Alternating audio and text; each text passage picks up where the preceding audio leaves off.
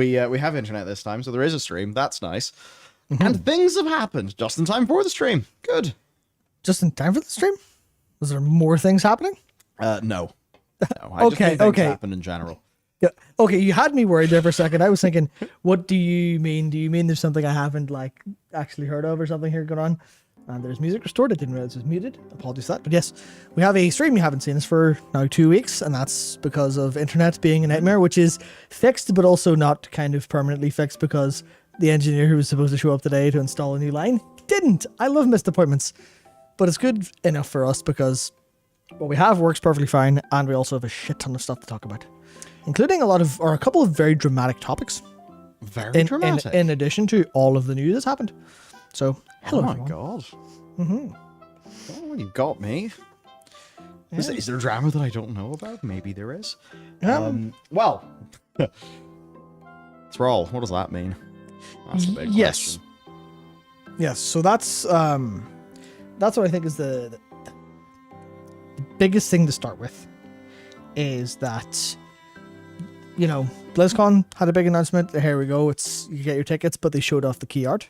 Yes. And the key art includes, you know, you kind of go, okay, well, what's this about? What do they want to show? What do they want to remind us of? And you see, and I'll try to get it here for you real quick, real soon, like.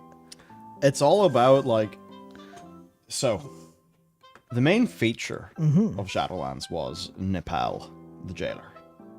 For a second, I was like, Nepal? What's that got to do with it? And we can see here a very clearly, you know, center frame, main point of focus in this art is Thrall's nipple.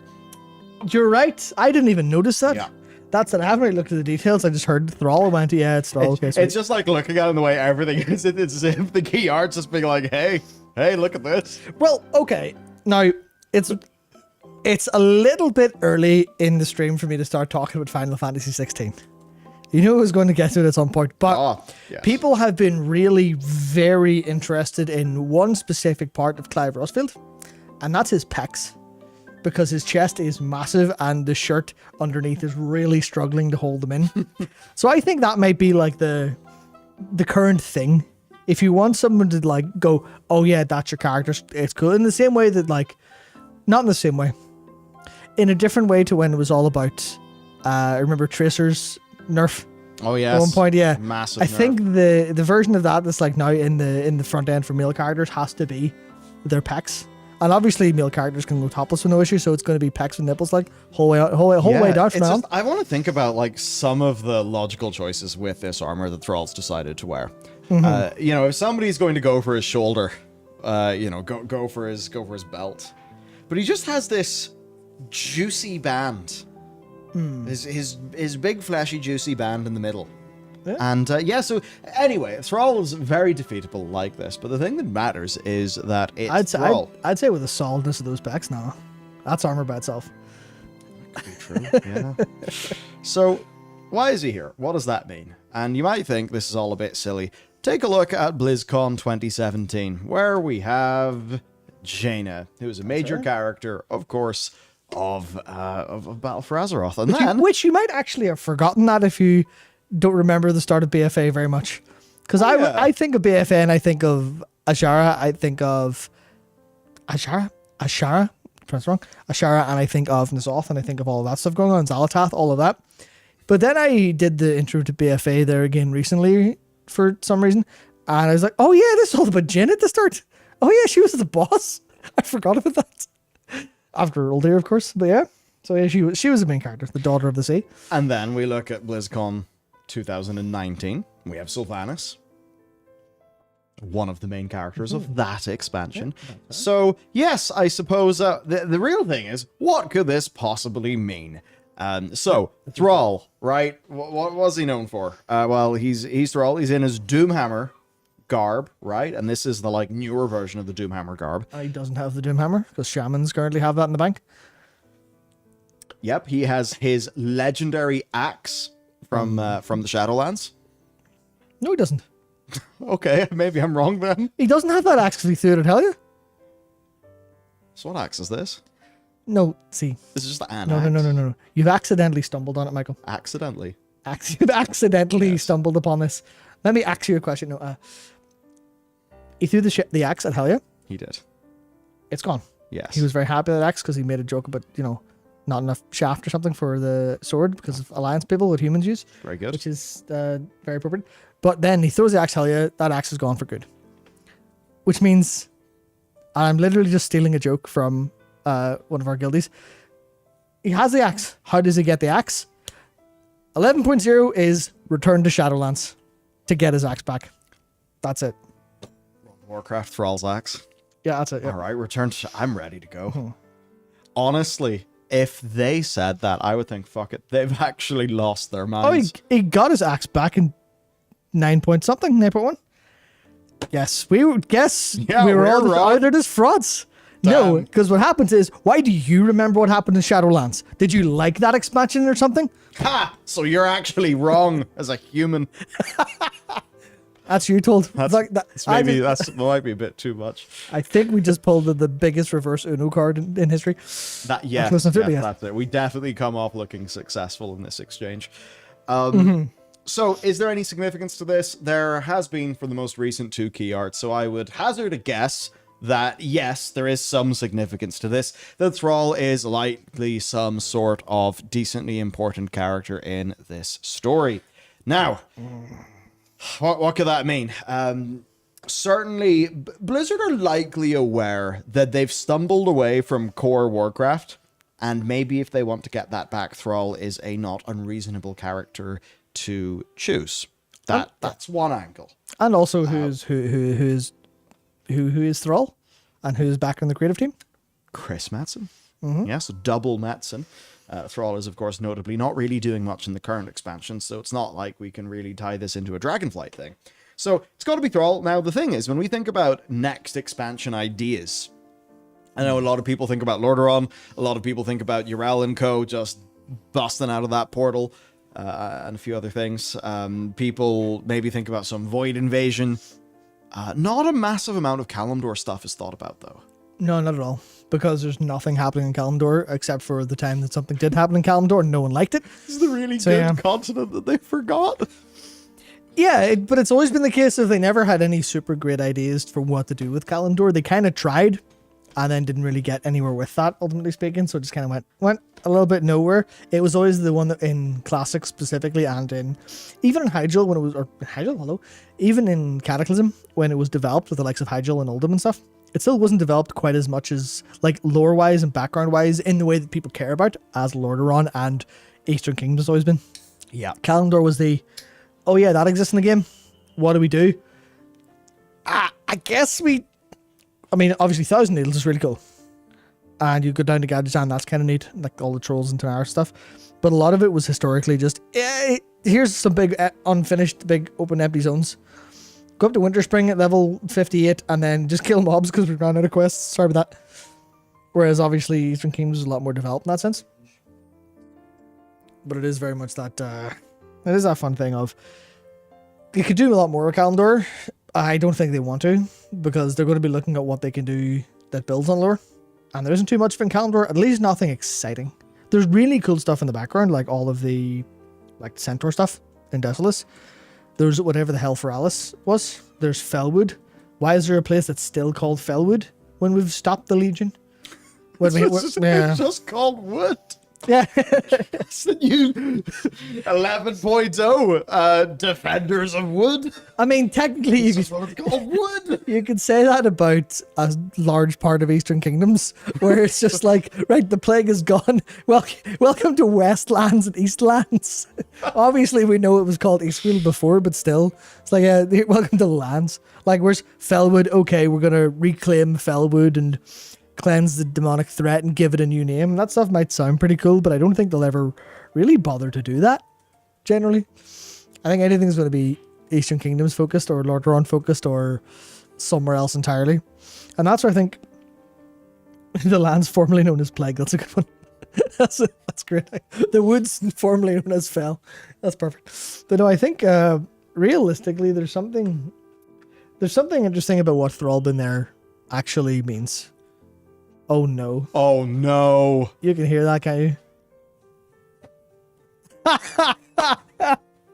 I hate this country and I love the smell of napalm in the morning.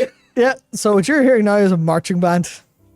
I'm going to go close the window and hope that does anything, but it's probably not going to. Be right back. Our lovely degenerate country.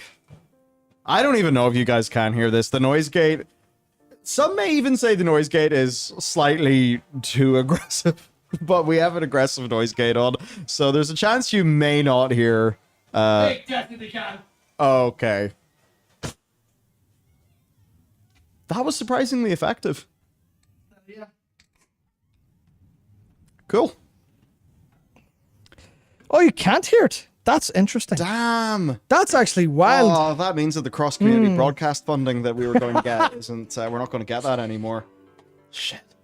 That's actually impressive because there is seriously, like, that was loud. And not just loud, like normal loud, but really high-pitched whistling and really low drums. So, that's nice. That's good. It's about the battle, not the waffle. Does Ireland have an issue with roving gangs of marching bands? Yeah, actually. No comment, Donut. No comment. No comment, but yes, definitely. Mm-hmm. God, where were we before this? We were talking about the horrendous clatter started. We were just talking about Eastern Kingdoms. We're talking about Thrall specifically. Why is Thrall on this key art? Ah, yes, and his nipples and all of that, and what so, it could mean, and the various lands such as East and Wood. Yeah. So if I throw back here, you'll see. Is it because he's an iconic character? Maybe. Probably not. Because he'll have a major part in the story? Yes. Maybe. Yes. Maybe. Yes. Could be in the world revamp? Almost certainly. 100%. But also no. Fact. Also yes and no for some reasons. So there's a little bit of a leak here that'll not show you just yet. Not a leak. I'll not show you just yet. But that's actually distractingly. You might not be able to hear it, but it's really distracting for us, actually. That's the problem. They've all made each other deaf, which is why they have to hit the thing so hard. I'm going to have to shout over it. No, so what was I going to say? It's actually literally completely knocked me off my train of thought. It was about Thrall, and it was about what happens. Yes, it was Jaina being on the...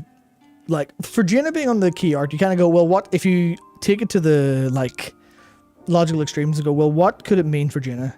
And you kind of go, oh, well, she's from Kultiris, so that background to be covered. Yeah. Sylvanas, you go, okay, well, her story going forward. I don't think we knew at the time or thought, like, Shadowlands. Maybe we could, like, obviously go, yeah, Death, she's on the way to deathy stuff, sure, that's fine. But for Thrall, it's like, what could it be? And the answer is, like, we don't know. It has to be based in Azeroth-ish, right? But it could be anything because Thrall's such a nothing at the minute. He has no story to continue. And we're not going to go see Thrall's past because we've seen his, like, past. So you have to go, well, he could be literally anything. And here's one thing. When you think about possibilities, right? You go, okay, so who else would it be? And you go, well, Ashar's coming back at some point. So, but then if you put Ashara on the poster, everyone goes, oh, it's Ashara. We know what that is. You put Yrel on the poster and everyone goes, well, I wonder what this expansion could be. Why have our virtual ticket sales, increased tenfold? Except they're not doing that at all. But yes. Like, it's the same with you. There's basically no other character they could use that doesn't give the ghost away. Yeah. In this case, you go, well, what could it be then? Which is where I now bring up this. Am I on this? Yes, I am on this. A real leak. This real, definitely true leak, and not just some made up shit someone posted online that I use for a particular purpose. But here you go. Here's the leak allegedly. All right, BlizzFriend shows me the trailer of the next expansion insisting it'll bring me back.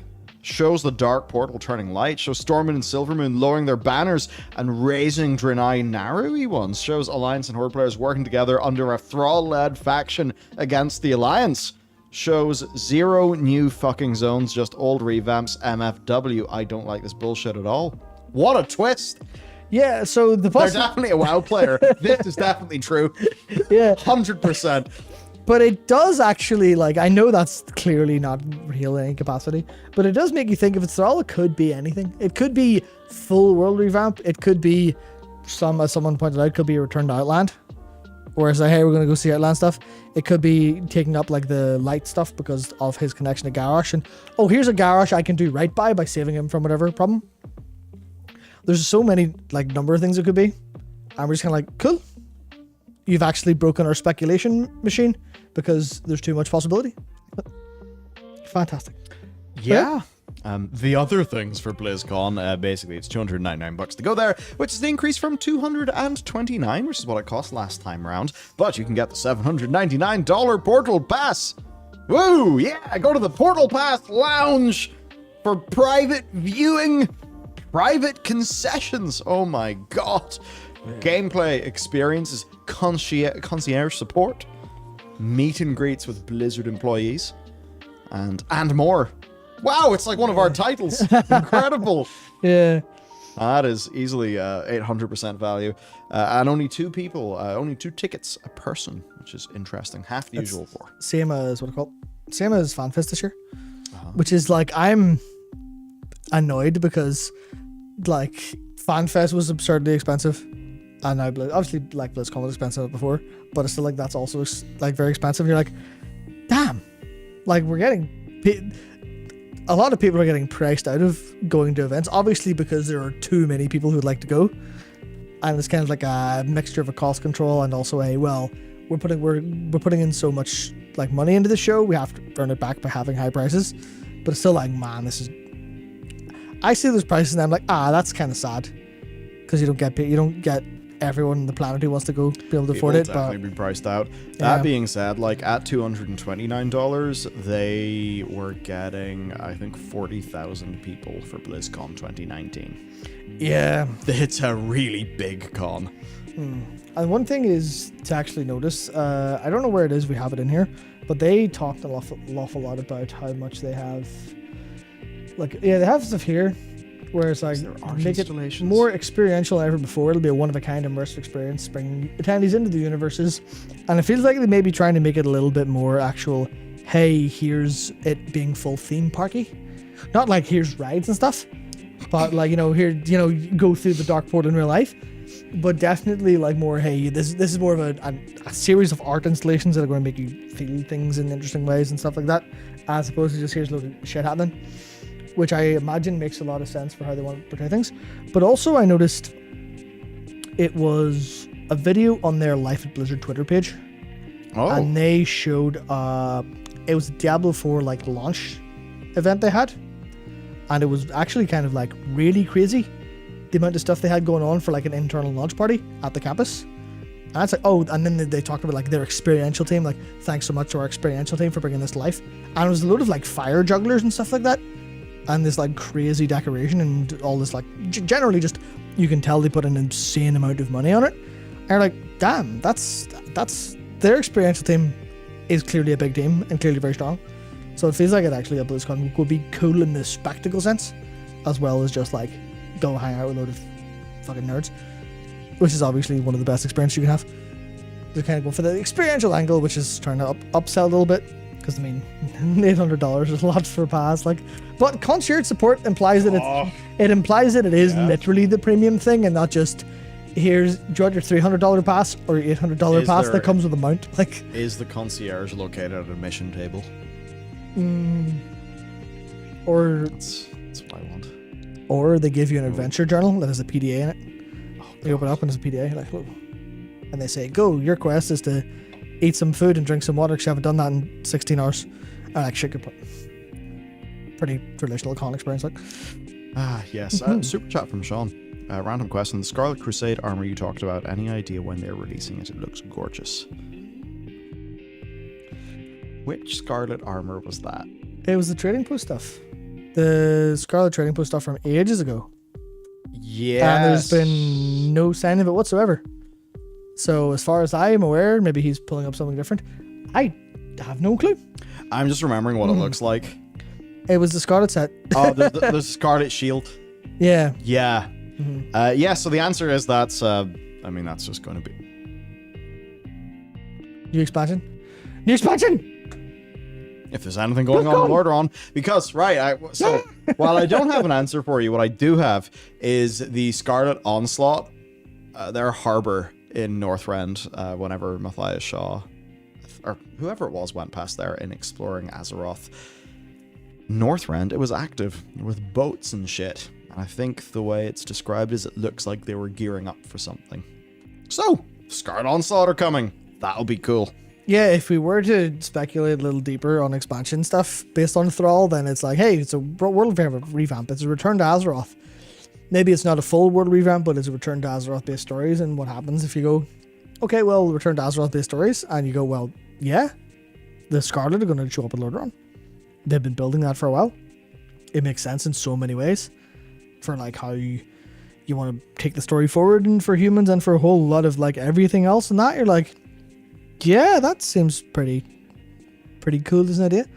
So much stuff going on with the Scarlets, and also like we've been saying for a while, World of Warcraft needs a cool moment to have everyone go, yeah, yes, please, God, please, a cool moment.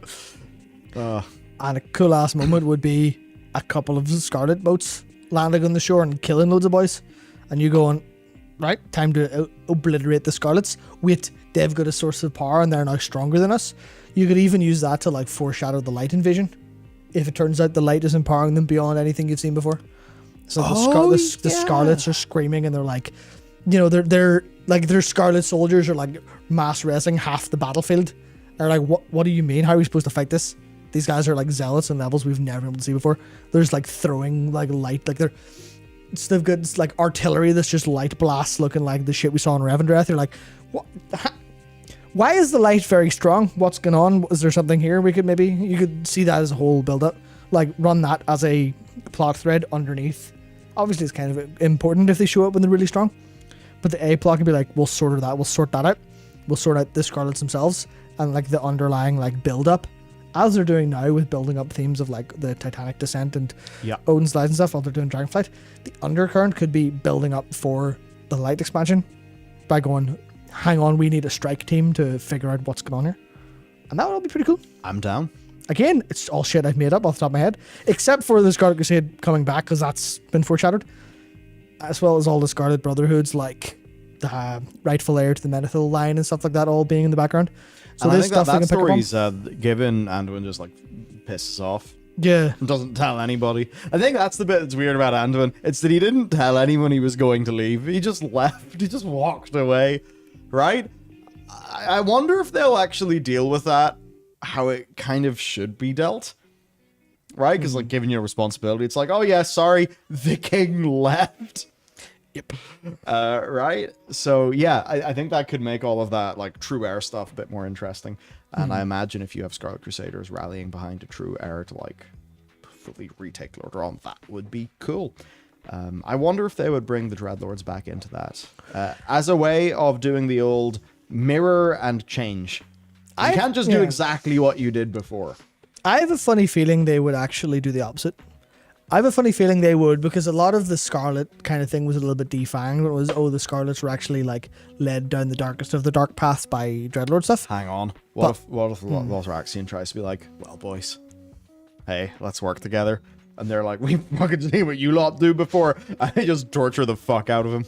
Yeah, it's exactly that, where it is just like, something shows up and they teeth again. Yeah, they go extremely hard to go, right, we are ourselves.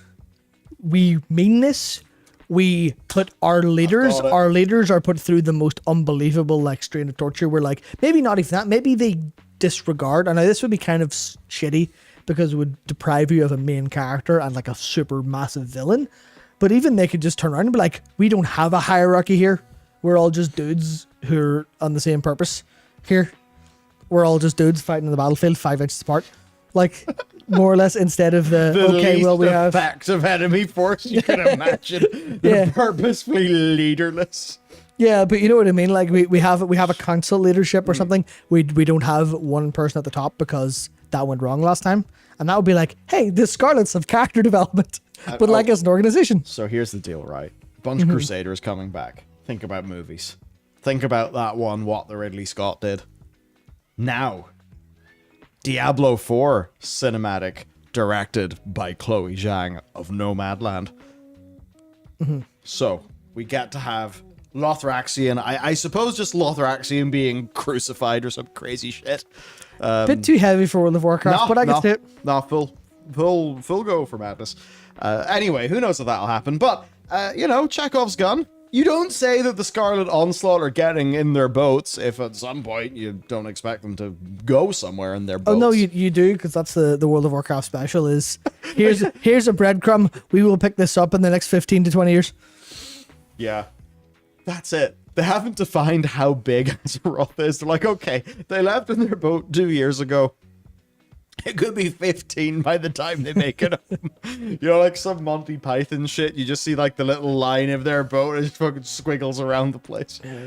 Oh no, that's it. They get to Lordaeron, but they accidentally go slightly too far eastward, and they end up going the whole way around the planet.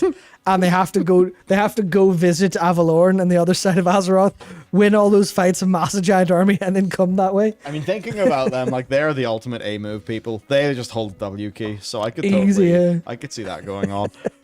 For what Thrall, we got a super from Michael. Do you think we could get more things like Thrall's son? I think Thrall being worried about his son becoming the next Garrosh, that kind of thing would be cool. See, the thing with Thrall and family is, they are firmly in the Nagrand box, because I feel like Blizzard, sort of. Blizzard tried. Okay, so they did the whole Dad Thrall thing in Cataclysm at the same time that they did the whole Green Jesus thing. This is because Thrall, who is Chris Metzen, was being written by Chris Metzen, and Chris Metzen was writing what he knows about. Suspiciously, I was surprised like that all those scenes about Thrall doing cocaine were cut, but anyway. Shame, that would have been good. Yeah, it would have been fantastic, right? But anyway, yeah, so it's kind of weird. Family have been in the Grand. The last time we saw them was Sylvanas sending assassins after them. No, it wasn't. Yeah, it was. Fucking fake gamer at it again. What? Remember the Orc Heritage Quest? Where the whole... I haven't done that yet. Okay, so the whole... Shit. Half of the Orc Heritage Quest is literally... Am I completely wrong? Yeah. That's good. It's his son being like, I want to be a big hero cool thing. Everyone wants me to be a shaman like my dad. But I don't know if I want to be a shaman like my dad, because what if I'm not good at it? No, he's like, I don't want to be a shaman like my dad, because what if I'm not good as a shaman? You know the whole following your father's footsteps thing? He's just be like, I know Green Jesus wasn't popular. Yeah, so it is like, it is just straight up, hey, we have this kid. He's like, my dad's cool. I don't know if I can be as cool as my dad. And then whatever, he like latches on to the idea of whatever class the player is, which is usually fine. It gets a wee bit ropey when you're like, okay, you want to be a warlock? I'm sure. But it's really bad. It was like, I want to be a Death Knight when I grow up. Oh no, he's going to have to unalive himself in Minecraft. Exactly. Oh dear. Yep, exactly. But dear. So, per Durak, he's an evoker talks to him and he's like, I want to be a dragon when I grow up. Good thing it's the Orc Heritage Quest. Oh yeah, I'm really stupid. Yeah. Okay, that's quite funny. That would be the way to do it, though. You always use a character being unsure of themselves. That's what made Garrosh a big dick. He had daddy issues, and I suppose Durak is going to have like, my dad is Jesus. What do I do? Yeah, you know, it's not like a sort of the Bible 2 situation. Yeah, it's hard to know what like they could bring forward. It's pretty blasphemous to be like the Bible 2, starring the son of Jesus. Uh-oh. Dan Brown, get out of here! I wouldn't be too worried about being blasphemous with that based on what you usually say, so I wouldn't worry too much about that. But generally, I think like in terms of where they could go with a Thrall particular story, there's nothing they could do. Because like his son would show up and everyone go, who's this little fucking rascal? Especially because he's like kind of that weird teenager bit, and everyone, I don't think anyone will go, teenager story? That's what we like to say. I think as the population of the World of Warcraft player base and the population of gamers ages up on average anyway, you're going to see older protagonists as a point of like principle, because people write what they know best and what is there more. I think there'll be a little bit of pushing away from, all right, so we're not going to have like 15, 16, 17-year-old protagonists as much anymore versus, you know, dad protagonists like you see in God of War, where it's like, oh yeah, what's a dad of boy? Sweet. And then you go Last of Us, like, what's this? It's a da. Sweet. and then you go play like FF16. Is like Clive is like an adult man, which is a pretty drastic turn from the protagonist from pretty much as far as people concerned most like FF games. It's like this man is just old, like not old, but you know, he's a fully grown man, and that works perfectly for people who were like growing up with the franchises. So I feel like World of Warcraft's never going to have like a young person take the mantle in an interesting way. Obviously they're doing that with Anduin, but he's aging pretty much. He's like, you know, in like mid-20s, kind of that era of I have to become, like, take the final step to become a man, as opposed to just sort of being like the teenager problems. Because people don't want teenager problems anymore. We need to abuse Anduin harder and harder until he like finally turns into a character. Yeah, of course. Of course. I know he's obviously a character. Yeah, I think it's just you know that thing where Medan what? No, that thing where like just Anduin and Bane being good. Yeah. Oh look, they're good. Will just end up being like honestly kind of boring. Yeah. I suppose that's what they want to, you know, fix up with Thrall. Yeah, there is one thing that I see like a fellow user points out. A Thrall story could happen by the end of Dragonflight if the primal dragons end up doing some elemental shit. True. Where it's like, oh, the elements are gone wrong again. It's Cataclysm 2. And everyone goes, no, go away. They could do something like that. I'm not sure they would, just because an elemental-based story doesn't seem like it'll land super hard. But again, it would be like a rehash of Thrall being Shaman-y boy, which is weird because they've been through that so many times. Where it's like, you think people would have learned as soon as Thrall goes, hey, it's Legion. See this iconic weapon that's actually a warrior weapon. Let's not think about that. That's like the shaman weapon, and everyone's shaman. And I don't deserve it because I can't summon the elementals because I've been kind of in my head ever since I killed my mate's son. Which is, you know, you might think, oh, but it was Garrosh was bad and we killed his mate's son. Or like, well, okay, well, here's the Doomhammer. In the biggest symbolism of me giving up my shamanism and my title of all time. And I was like, Shaman Thrall, why is he not lightning bolting people? You go, Cataclysm, Legion. If Thrall would have to come back and be like a leader, but not all that engaged in a kind of way, for that to make sense. Now, obviously, if they just say, fuck it, Thrall's a character again, we can do whatever we want, everyone will go, class. But I feel like it's not likely we'll see that. Fridge's whole family.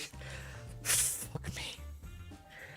Oh, that would be the worst thing I think I've ever seen. That's how it starts. Just Thrall's family are out picking daisies in a meadow.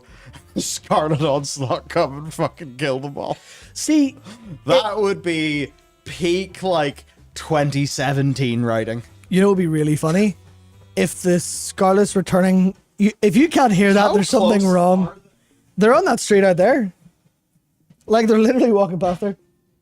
Or maybe they're in the car park. There's a car park here behind us that has a lot of the youths of this particular culture all hang out over there.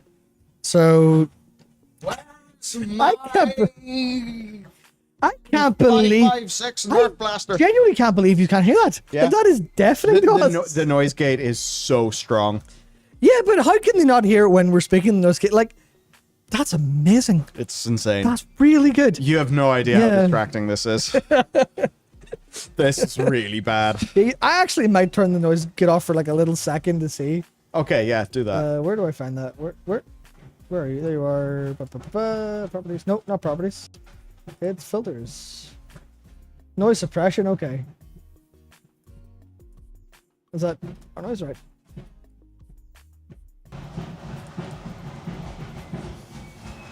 Hello. This is what we're hearing. Help. Help.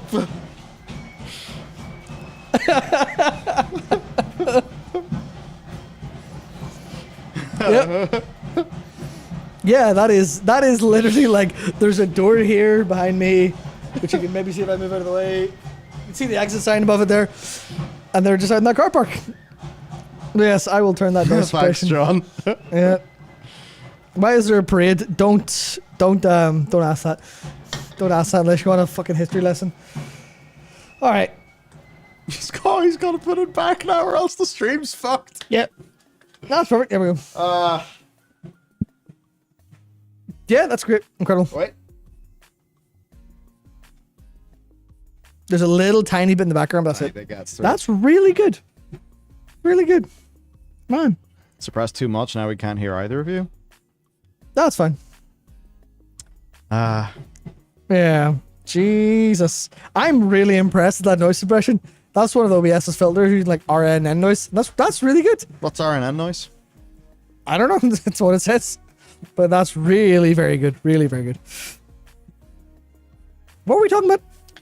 We're still talking about Thrall, were we? Yeah, no, I was gonna contact the Parades Commission and see if I can, like, you know, come out you black and tans in like a big ghetto blaster. See how that'll go. Fantastic. Oh, that's so... Every time. Okay, so when we talk, there's the odd snare strike. Plus. Okay, good. Oh, that's quality. I'm gonna close the door. Yeah, you have to close the door.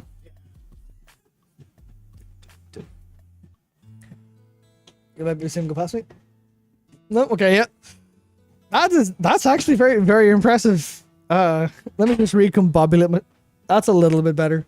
The only problem is now in here is going to heat up so fast. It's going to be ridiculous. Oh, but yes. I feel like it'll heat up a lot slower than like the effect of unbridled rage. See, that's the thing. I'm not too bothered. I'm not too bothered at all. Like, it is what it is. There's only one other track that comes and just plays in my head, and that is Fortunate Son. Yeah, I agree. Okay. Well, that's fun. Yes, indeed, Chris. Warcraft player ends Good Friday agreement. I mean, Warcraft, there'll be headlines about that. And now on to something rather different. Titans! Also known as... Bow Down Overdweller. Yeah. What? I'm very confused. Fake FF14 player, I swear to God. I didn't hear you. I said Bow Down Overdweller. Because Titan's under the way goes Bow Down Overdweller. Bow Down Overdweller. Bow Down Overdweller. Titan? No? Okay. Fucking wee bastard. Sorry. I could sing the other Titan song from the new game, but... I know, I've got that. No, you're a weeb furry. Yes. For playing those games. That's how it works. Right. On to the thing. Titans! Oh, look how big that text is. Also, who's she? There's a new one. This one. And I didn't even notice that's Malfurion. Is that Malfurion? Where? Who's the fucking horny dude? That's Malfurion. Of course that's Malfurion. Of course, who else would it possibly be? Yeah, now here's the thing. There's Jenna. Malfurion? Yeah, I mean, this is obviously non-canon, so it's not even worth asking why they're there. Because this is set during the period immediately after the Black Empire's fall. So, here's the deal. This happened, and everyone thought, what? You've just added 2 new Titans? Because there's also Telogris, who is named after the... Telogris Rift? Yeah. Yep. Which is a place that Sargeras did a big smash on. But it turns out there are 11 classes in Hearthstone, but there's only 9... there's only 9 Titans. Whatever can we do about this? Create 2 more Titans. What if we just make shit up? It's our game. We can do that if we want. Yep. They actually realized they could make shit up. Now, sometimes there is cross-pollination from Hearthstone to Warcraft. Very slightly. Very slightly for testing out ideas and like vibes and aesthetics. But by default, it is non-canon.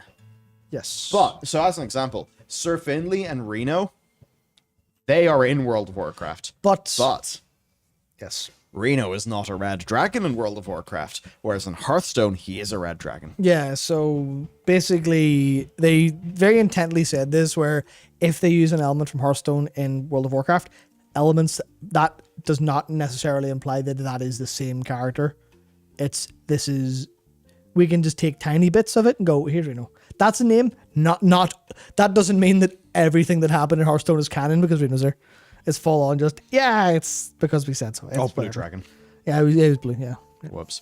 Because he was like really stupid, but also really competent with magic. And everyone's like, what could this mean? And then he turns out to be a dragon. And everyone goes, that was really good, actually.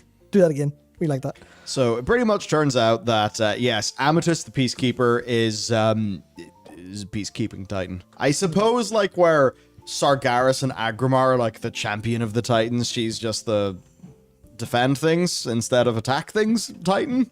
Yeah. It's an odd distinction, but I guess it's a light Titan. You know, should we like read anything into that? I mean, not. Also, she's a night elf. Yes. Looks like a night elf. Yes and no. Which honestly means nothing, because there's no way that one of these should look like a night elf. But then again, why do they look like what they look like? It's all made up. This is the part that I really like. It requires so much nuance to actually talk about. Yes. Is some things are made up, and then in brackets, completely made up. And then some things are all made up, in brackets, made up because the writers are bad and it's terrible. That's it. And it's like, you can have things that are made up and go, well, if it's just made up, then nothing matters. No, but there's some finessing. Like, I saw some people think this is a loon. It's not. It's Amethyst. No. And if it was a loon, that would have been weird, because why would a loon look like a night elf? Because which we now have to say because Shadowlands happened, Matt, where of course we find out that a loon is a universe-wide deity. Now, could it be that a loon is actually an Asari from Mass Effect, where the reason why Asari look like blue booby ladies to humans is because it's all psychic shit? There's the actual canon of Mass Effect is that Asari don't look like that. That it's all a psychic thing, so that you find them attractive. It may be the single worst bit of world building I've ever seen from Mass Effect. But maybe a loon works like that. It's like, you're a night elf. Sure, she looks like an elf to you. Whatever. Probably not.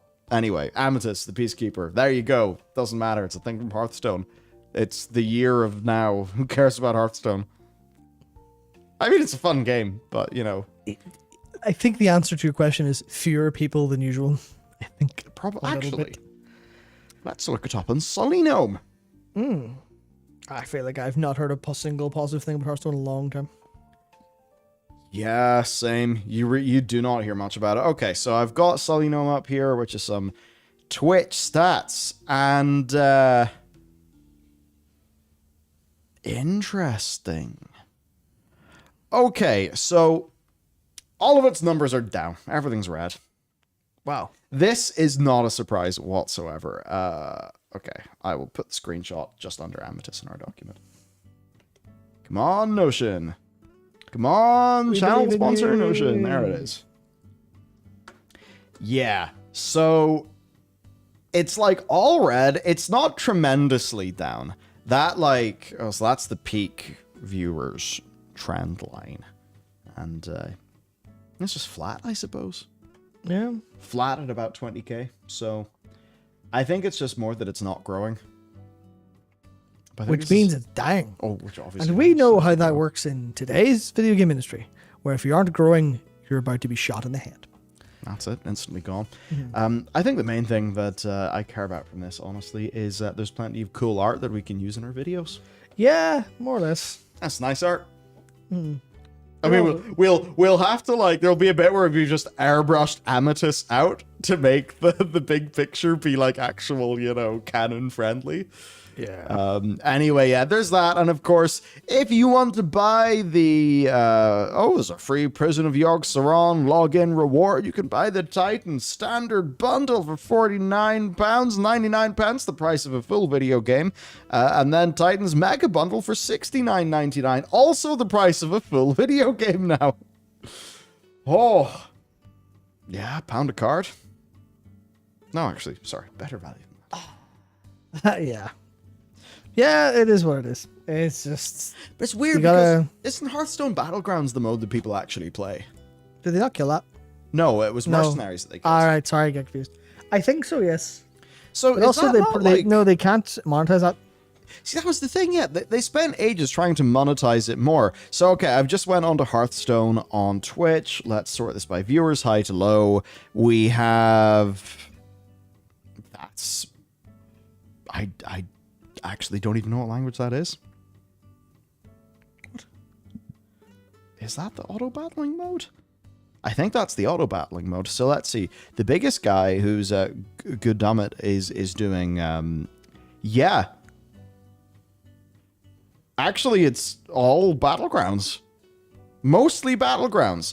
There, you actually have to go 1, 2, 3, 4, 5, 6 down on Twitch to find Mr. Yagut, who is streaming like regular ass Hearthstone. It does kind of say to me that maybe I should see if Battlegrounds is fun, because if Hearthstone has had nothing but bad news. Play TFT. I mean, sure, it's a bit different than TFT. Well, it's different, yeah, but yeah. It's probably not better though.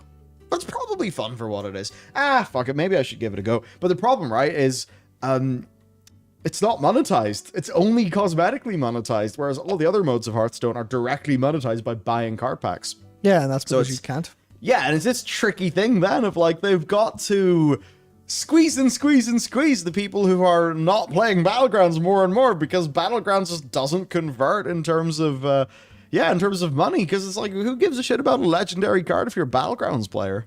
That's exactly, and then what Sumi pointed out is Battlegrounds hard to monetize because as soon as you monetize it, it's pay to win. Yeah, because it's good. That's his problem. It's good. It's hard. It's real dire, and obviously the whole reason was Mercenaries being canned was because they couldn't monetize it hard enough. While also having the like. Well, was not the Mercenaries was very much designed to be more monetizable, but the reason, but like it just didn't catch on with players, and then it was killed. Yeah, basically, where that's the thing where they designed it for monetization. Yeah, and then this one they didn't, and the one they didn't design for monetization is the good one. Funny enough, that's the one they did first. Please don't read into this at all, please. Not at all. Not in the slightest. Not in the slightest. Matt, I wonder why what's it called? Arclight Rumble's been delayed for so long. I wonder. Oh, where is it? Where did it go? It's in the. It is like, sorry, where'd my words go? I presented that as a joke, assuming everyone knows the answer. The actual answer is it is in King's monetization labs. Almost certainly, it is in there. How do we turn this game from something that's pretty good and will earn us money to something that is pretty good and will earn us all the money in the universe? That's the thing maybe people don't super know about how mobile games are generally designed and stuff. Yes. They spend so much time with soft launches and in the oven tweaking tiny monetization and funnel details into how to get your $1 billion out of people. Not in the same way that, like, hey, this AAA game was delayed. Why is that? Because we need a year to fix bugs. Mobile games will not have that issue. So as an example, the way that could turn out, let's just say that there's, whatever quantity of levels there is in the game, or raids or whatever, they would be fine-tuning the sorts of, like, power boosts. Yeah. Right? Like on-use things, because of course that's like the Candy Crush and all of those, like Bejeweled rip-off games. That's that's how they all work. Of course, there's the gacha model and all of that stuff. But like for them, it could be a really good game. But it looked great too. But actually, outside of people who've tested it, even Lace on our team has tested it. He's like, yeah, it's a fun game. Yeah, their first marketing was a little bit of a miss in terms of how it was presented. But I remember looking at it going, man, that actually literally looks like a lot of Adderall on that video.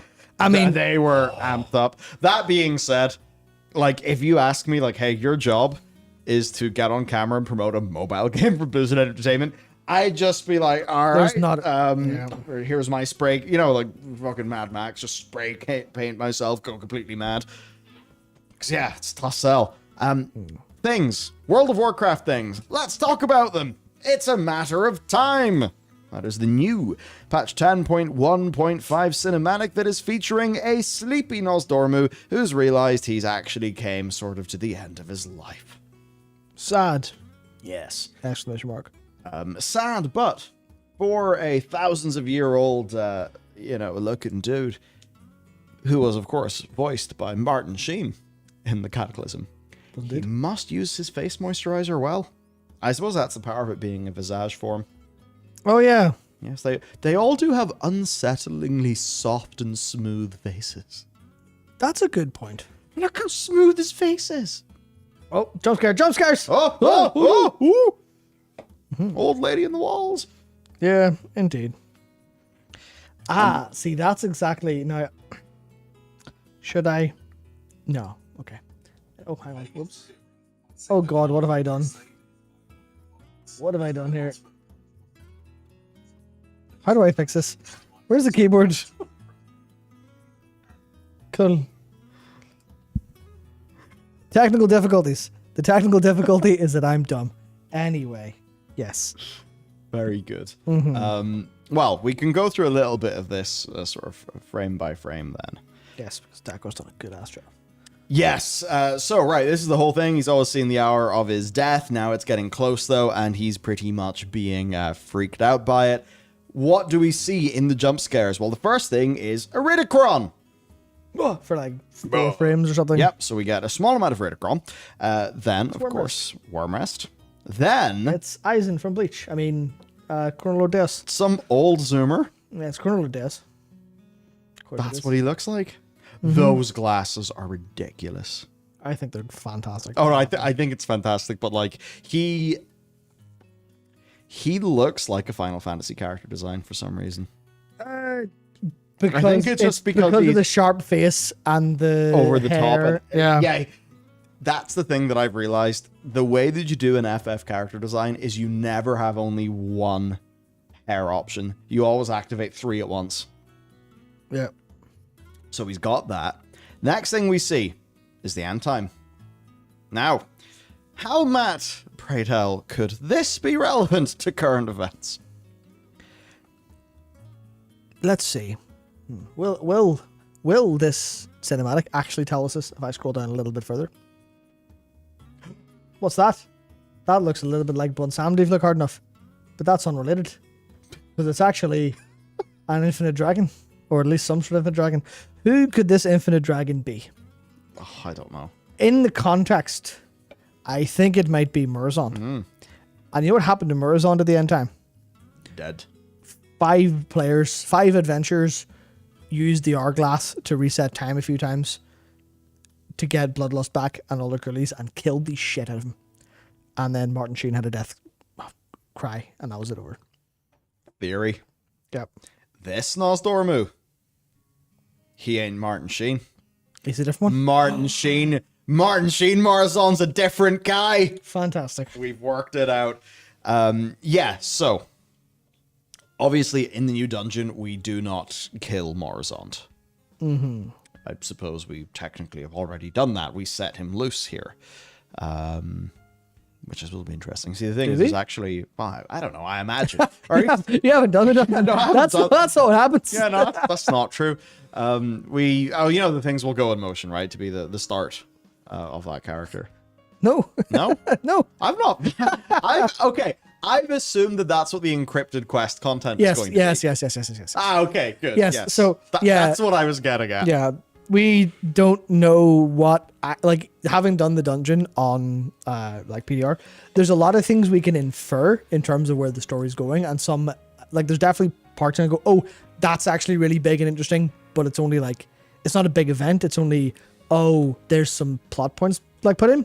The actual meat of what happens story-wise in 10.1.5, and you might notice this, we haven't talked about it. No one has talked about it. And that's because all of the big story stuff in 10.1.5 is encrypted until launch. So launch day, do the dungeon. It's a great dungeon. It's actually very hard, seemingly, at the minute with the current tuning, which is weird because it's early tuning. When I did it was fucking cakewalk. And now they've went, this is going to be really hard. We might have a video talking about that at some point. But ultimately, it's like, this is all of the questing, all of the big plot stuff. We don't know. And I fucking love it. I love it. I love that I'm going to have a patch day and then patch day will happen and I'll see it posted on Wohead a day early before I can do it because we live in EU and NA get the game a day early. And usually that's fine because NA are the bug fixers and the QA testers for us. But in this case, all of it'll just be spoiled immediately on fucking frame 1. So, enjoy that. North American players, you lucky fuck. Anyway, yes. So actually, it's a good thing. Really after a bunch of musing. Yes. After a bunch of musing, we get more sort of glimpses in, and it is Chrono Lord Deus making a deal with Iridicron, meaning that the Infinite Dragons are working towards some sort. I see this. This is where it can all get very time bendy. Yes. And that's going to be hard to deal with. Chrono Lord Deus couldn't have made this. Oh, see, the problem is this is just getting us into some Tenant-like shit where it's like, yes, the protagonist, in fact, recruited himself. Time. When did the Infinite start? They started, well, before this, because the Infinite struck a bargain. So they started before they found their leader. Yes. There we go. Yes, because Chrono Lord Deus, his name's Chrono Lord, implying he's basically the leader of the Infinites. Oh yeah, Time Lord. Before they have an aspect. So clearly, Chrono Lord Deus he essentially dies to ensure Morozond happens. Theoretically. Hmm. We're not sure about that, but yes, this does appear to be it. The only person it could reasonably be is Chrono Lord Deus. It looks like how he sounds, and it looks like how he would act, and there's no other character. There are four infinite characters. There's Morozond. Well, okay, there's a bunch of other ones, but we kill the shit out of them all in dungeons, so it doesn't matter. But there's Eternus, Chrono Lord Deus, Morchi, and Morozond. And that's not Morchi. And it's not Eternus, because Eternus wouldn't be the leader. So it's Chrono Lord Deus, and he gets little glasses adjusting, which immediately, as far as I've seen, people think he's the coolest shit ever, which I kind of agree with. But then he's made his deal with Ridicron back in the past or in the future, or who knows, at some point in time, whenever it happened. And then... Yeah, we don't exactly know what, do we know what the deal is, like, to what end it is to? Or is it currently just under, there's a deal, it's mysterious? Or is this the terrible bargain that Iridicron made? No, this is current Iridicron. No. Well, that could be any Iridicron. Yes. That could be any point in time in history. Yeah, because we don't know whether this is the terrible bargain that Iridicron made that is referenced in the dialogue during the Scaleborn War. Yeah. But we know that as he appears in the dungeon, it is current Iridicron. Doing his plans. Yes. This Iridicron, we don't know. Yeah, this but appears maybe we to should be... assume that this is our Iridicron for the sake of Blizzard, like, just doing it for simplicity. By our Iridicron, you mean our Iridicron as in timeline Iridicron? Yes. This isn't alternate timeline Iridicron. This is probably Iridicron back in the Scaleborn War days. Oh, yeah, that's what I mean, yes. Yeah, it's not a different Iridicron. Oh, no. There's only one Iridicron. Let's not get this convoluted. There's one Iridicron. There's one everybody. Except Morozond, possibly. That's yeah, but if I went back in time to yesterday and talked to you, you'd still be here. Yeah. I don't really have much of an extra point. Right. Basically, point is, in this patch, Iridicron's trying to do some nasty stuff in the big time hole, and we don't really know, we know what happens in the Mega Dungeon, but we don't know what's going to happen in the encrypted plot. Yeah, so we don't know how the Infinite story goes. We do know what Iridicron wanted. There is also something where I think the way this is argued that... No, maybe am I remembering this dialogue wrong? I remember this being like Iridicron made the deal. So I'm not sure. I assume this is the terrible bargain, because if he made two terrible bargains, then the storytellers will be morons. But yeah, I'm assuming this is like the big deal is he... And we kind of guessed this a while ago. It's a great bargain.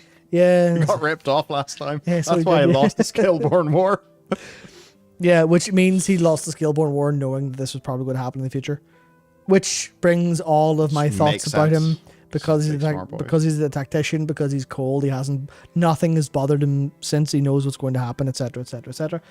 But yeah, so they've all been slapped down before. Iridicron's promised them something, but the infinite horizon is all but inevitable. And then jump scare again, Morozond, who I've seen people on a certain website say that it doesn't actually look that much like Morozond because a lot of details are different. I think it's a cool update. Sorry, it doesn't look like Nosdormu. Is what I mean? Like Nosdormu's form. And that's when I say it's an evil villain transformation. He can be different. It's fine. Yeah. It's cool. Looks good. He looks good. And then more fucking musing. And this is where I'm going to say something that I think it was Akaria said earlier. This cutscene or the cinematic was boring. And it's just like, here's more exposition. the future will be lost, and so will I. And they have this beautiful, wonderful scene. This excellent little like hand on shoulder, leaning in. I'm not giving up on you. It's very nice. It's wonderful. And that's in my face. I went, yeah. Next.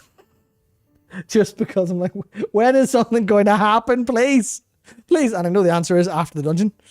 Man, it's cheaper. But, it's cheaper to do dialogue than things. Yeah. So many of our, so many, like, yeah, I don't know. It has me. It is what it is. Profoundly in the why is everyone moping all the time? And obviously this makes sense for because like that's what World of Warcraft is about now. It's about people moping at each other. Yeah. That's all it's about.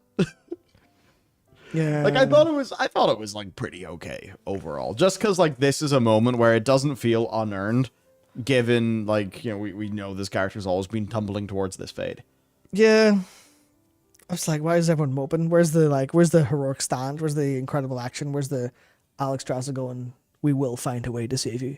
Instead of the I'm not giving up on you. I'm going to lean on your shoulder and be sad with you where you look extremely wrinkled now, which is weird because you're a visage form, so clearly you can just look not wrecked. So you're making a choice to look tired. That's like what I just did was nitpicking to the degree that if you ever do it, you should stop immediately and wonder where your life has gone. Where's your life gone, man? And why is it like this? In a good place where I caught myself nitpicking going, that doesn't make sense. There we go. Yeah, because it's for a story. It's for a story, and he looks tired because he's tired in real life in the game. But yeah, it is definitely a bit boring to have cinematic after cinematic that's like this. And well, it's every build-up is like this. Remember 5.4? Yeah. Like, what we need, I do. Blizzard, we need something like the 5.4 cinematic that gets people excited to play the game. Yeah. That was a really good cinematic. You had your story bit, you had your big moments, you had your showdown, you had your showcase of the raid while Garrosh does his big growly speak. It's great. It's like... Take patch 5.2, also a really great patch trailer. Why can we not have this? Yeah, was it Fizzlework there said, why waste budget to render a scene this inconsequential out? And that's interesting, because this is really good stuff. It's just... There's way...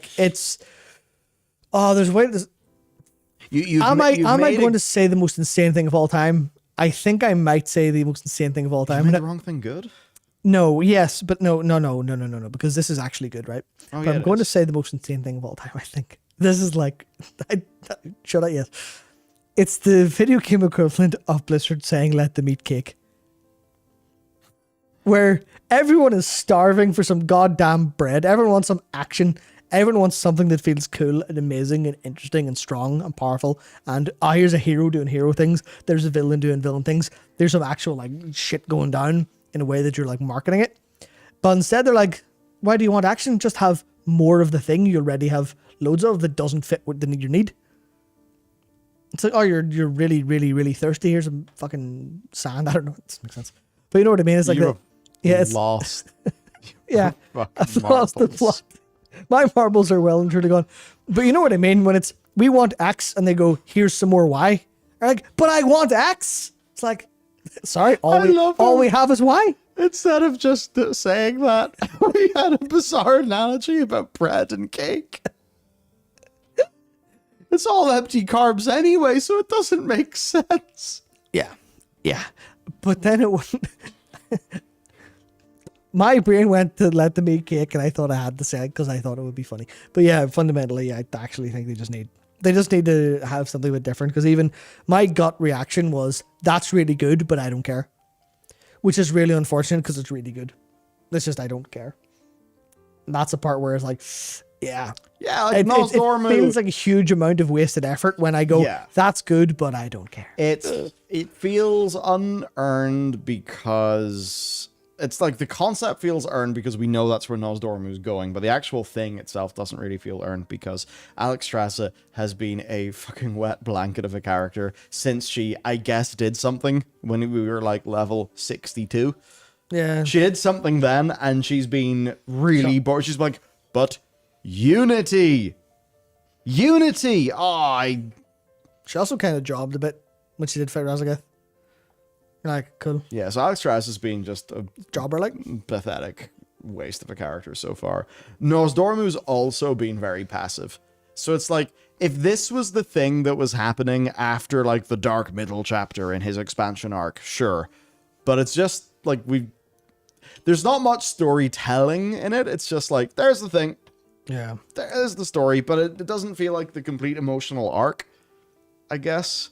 Yeah, maybe that's some of why stuff doesn't seem to be resonating as much with people. Because I've noticed things don't seem to be resonating that much with people. Yeah, that's because they're just focusing hyper on like the emotional bits without any actual massive things happening or anything big. It's all imagined stuff. It's all, here's your imagined interpersonal dramas, or here's some abstract stuff. Because that's the thing where all of this sounds really, really weird and like abstract. And I don't think abstract's a bad thing, because I fucking love me some anime, I love me some Kingdom Hearts, I love me some Final Fantasy. But where abstract is like king and people hate how like they use abstractions for things like personal emotions and feelings and stuff. But generally, like, this is just, hey, here's Nosdormu and he's worried about becoming Murasant. And everyone's just like, that's really hard to grasp. Like, on a core, deep, like, emotional, like, empathetic level. Because, like, oh, you're worried about becoming bad? Just don't become bad. It's like, but it's set in stone. But it's not. The fuck are you on about? Like, you see it coming, just don't let it happen. And people understand that when it's a death. Because they go, okay, I have to die to, like, because I have to make this choice that's more important in the grand scheme of things. I have foreseen my own death and I must die that way. People get that. Because it does, like, boil back. It is just an abstraction of dying for a cause and knowing you're willing to make that sacrifice. But in this case, it's more, I'm going to be driven mad by a thing and it's going to be terrible. And everyone's like, we won't let that happen. And you're like, well, why is he so set? Why is he so hell-bent on it does happen when it fucking, like, this needs to be paid off. Alexstrasza needs to do something to try to make sure it doesn't happen. Because if she's just like, oh, it would be a shame if that happened. I won't let it happen, Nosdormu, my friend. And then the actual, like, patch happens and it does happen. And meanwhile, she's just been standing in Valdrakken, absolutely not backing anything she set up. Because that's the Alexstrasza of right now. Yeah, it's the same with, like, it's because Chromie obviously had that big grandstanding moment. And this is where you've just done what Chromie did, but worse. Because Chromie did that in the like the story quests in Thaldraszus, where Chromie stands on the box so she's like at head height, and that was fucking brilliant. And just goes, I won't let that happen. And you can feel the determination how she said it. You can feel the, oh, she's going to break the core tenet of what she agreed to as a bronze dragon to not let this happen.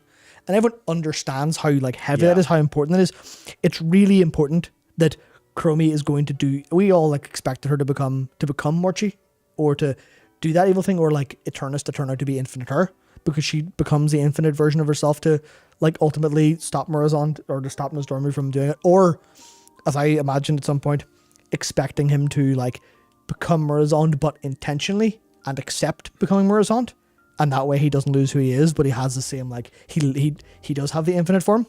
And then the merging of the dragonflights, in the sense of, well, the bronze or the one true timeline, infinite is possibility. Clearly both can coexist. Yeah. In the sense that the ultimate story of World of Warcraft is about unity and bringing things together, and light and void, like, coexisting. Ultimately it'll be like a big thing in the way it's being led. So it's like, that's a whole thing of, for Chromie, that made sense. For Chromie, that was like, yeah, you're going to do this heroic action and it's going to matter to you and everyone around you. And it has, like, the narrative weight behind it. But this is just Alexstrasza going, I'm sad for you. Like, are you? That must take a lot of effort, love. You're sad. Fucking hell. What else is new? What else is new, love? You're sad, sweet, fantastic. She just stands on top of Valdrakken and cries about shit. That's it. That's why she doesn't leave. Yeah. Alexstrasza's just, I know they're trying to be like, oh, she's so noble and proud. No. She's just spending all of her time crying her fucking eyes out. She's not in a good enough state to leave the top of Valdrakken. Yeah, it's like, that's what it feels like. Even, and actually leaving Valdrakken's an interesting part as well, because I thought of this and as Queen of the Dragon Isles. Where are you? Queen of this specific spot, the Dragon Isles, and fuck anywhere else. But I think it's interesting because they go to lengths, and this is where some of this might, like, be me, because I'm a player, I'm a very specific player with a very specific set of goals and a very specific, like, set of things I care about. But I see this and I see this. Oh, look, she's sad about Nosdormu, something they've known for since he fucking first became an aspect because he saw this from the very first moment. And it's only ever like happening now. And you're like, cool, sweet. You've not done anything about it, you moron. But you know what you also haven't done anything about? You know the way you cried about your sister for ages? And we had loads of big emotional moments. Have you ever flown over to say hello now that she's back from the fucking dead? And the answer is no. Because you look at the 5 aspects together, not a fucking word for the passing of Ysera. Or, Marithra, you've taken your sister's mantle at long last. Wonderful. We have 2 new aspects. We have 3 new aspects with us. We've crowned all 3 of you. Instead, it was the Abyssian show for no fucking reason. And you're like, okay, cool. Well, when did those 2 get their like aspect titles and all the ceremony for them? Cool. Have you not gone to see your sister, who's back from the dead and looking weird now? Did you not bother to fucking leave your... Because you're a big-ass dragon. It takes you 30 seconds to fly over there. On our tiny dragons, it's like 2 minutes. I'll just fly over and go, well, Sarah, fucking I thought you were dead. It's like, yeah, actually, but you know, death doesn't mean anything anymore. Because we can just trade characters that people like and we don't like because we don't like fucking Malfurion. So we'll just throw him into the bin instead to have Ysera back to do nothing, ostensibly. The level of which their actions would make one think they hate Malfurion, and it's so funny that it keeps on happening. Was there something else? Yeah, no, there's stuff in 10.1.5, you know, like the side quests where you go to the different futures and stuff. Oh yeah. There's a bit where like Malfurion just gets cucked. Like, oh yeah. Yeah, there's a bit where like Illidan's hanging out with Tyrande, and they're clearly together, and then you find Malfurion's fucking skull somewhere. You're like, what do you mean? They find his skull. Yeah, he's just dead. You're like, what the fuck?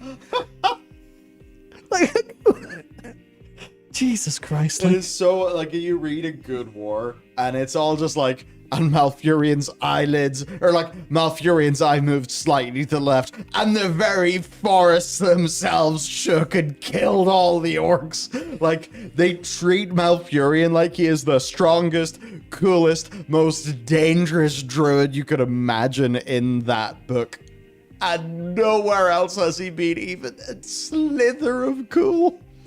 It's so dire where like that. I feel like there's intentionality there, in the same way that people really complained about the upcoming side quests and where you used to punch Rathion because he was being annoying, and then they're like, okay, well maybe people don't like punching Rathion because they like him, so let's pull that back. You're like, why do you have such a hate boner from Malfurion? No, it's fine. Just replace it with a quest where you just.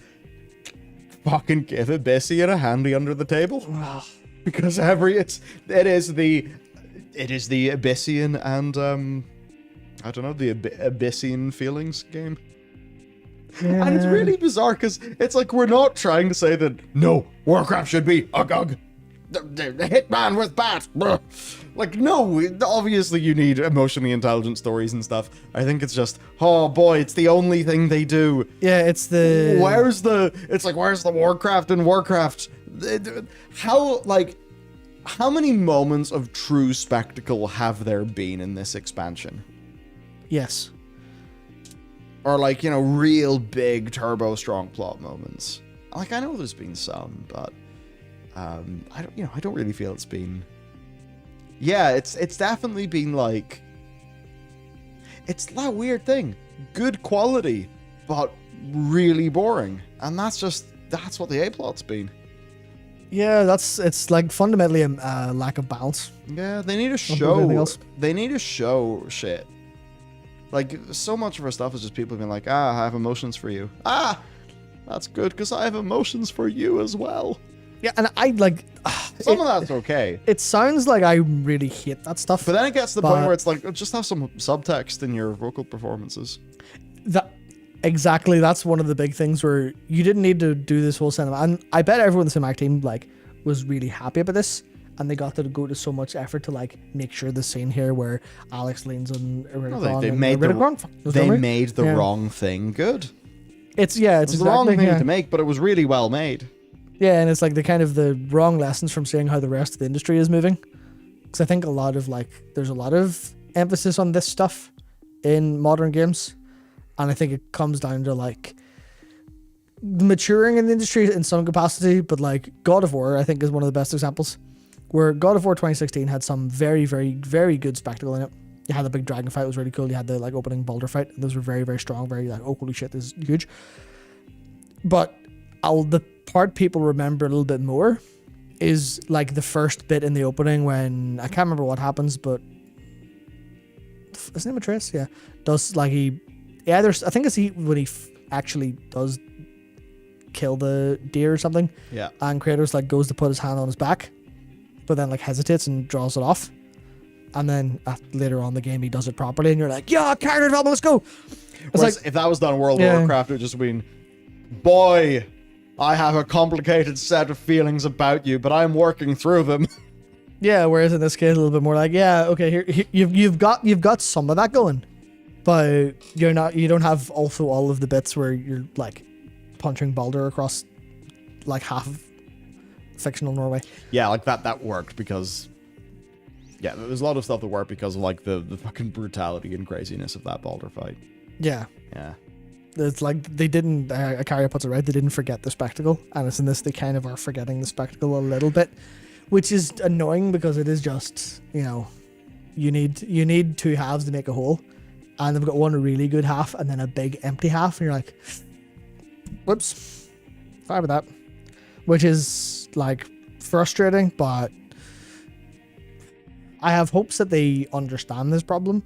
But again, their pipeline's so far ahead that I'm worried if they'll be able to finish it, fix it, or if any part of 10.2 or 10.3 will be like, okay, here's the very big cool bit of fighting.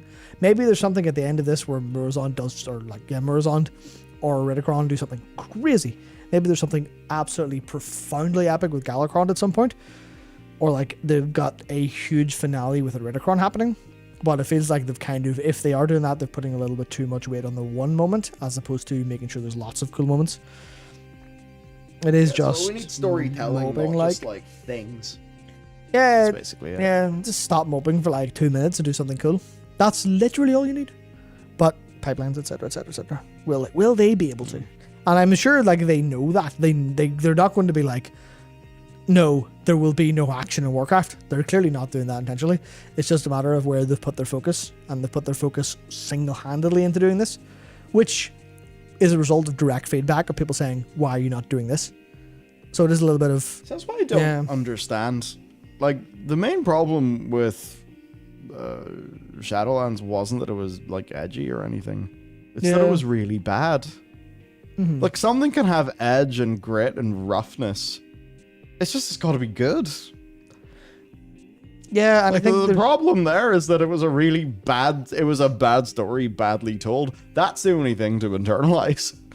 Yeah, there's a whole lot to it where like even you need not edge per se, but you need a little bit of grit to make the hope actually have some sort of like meaning to it. And I think that's the thing where they just forget that quite massively, because even in Shadowlands, okay, there was Anduin's he's evil now that they kind of scuffed because it was like, hey, Anduin's evil now, but he had no like part in it, he had no agency in that whatsoever, so it doesn't actually matter really.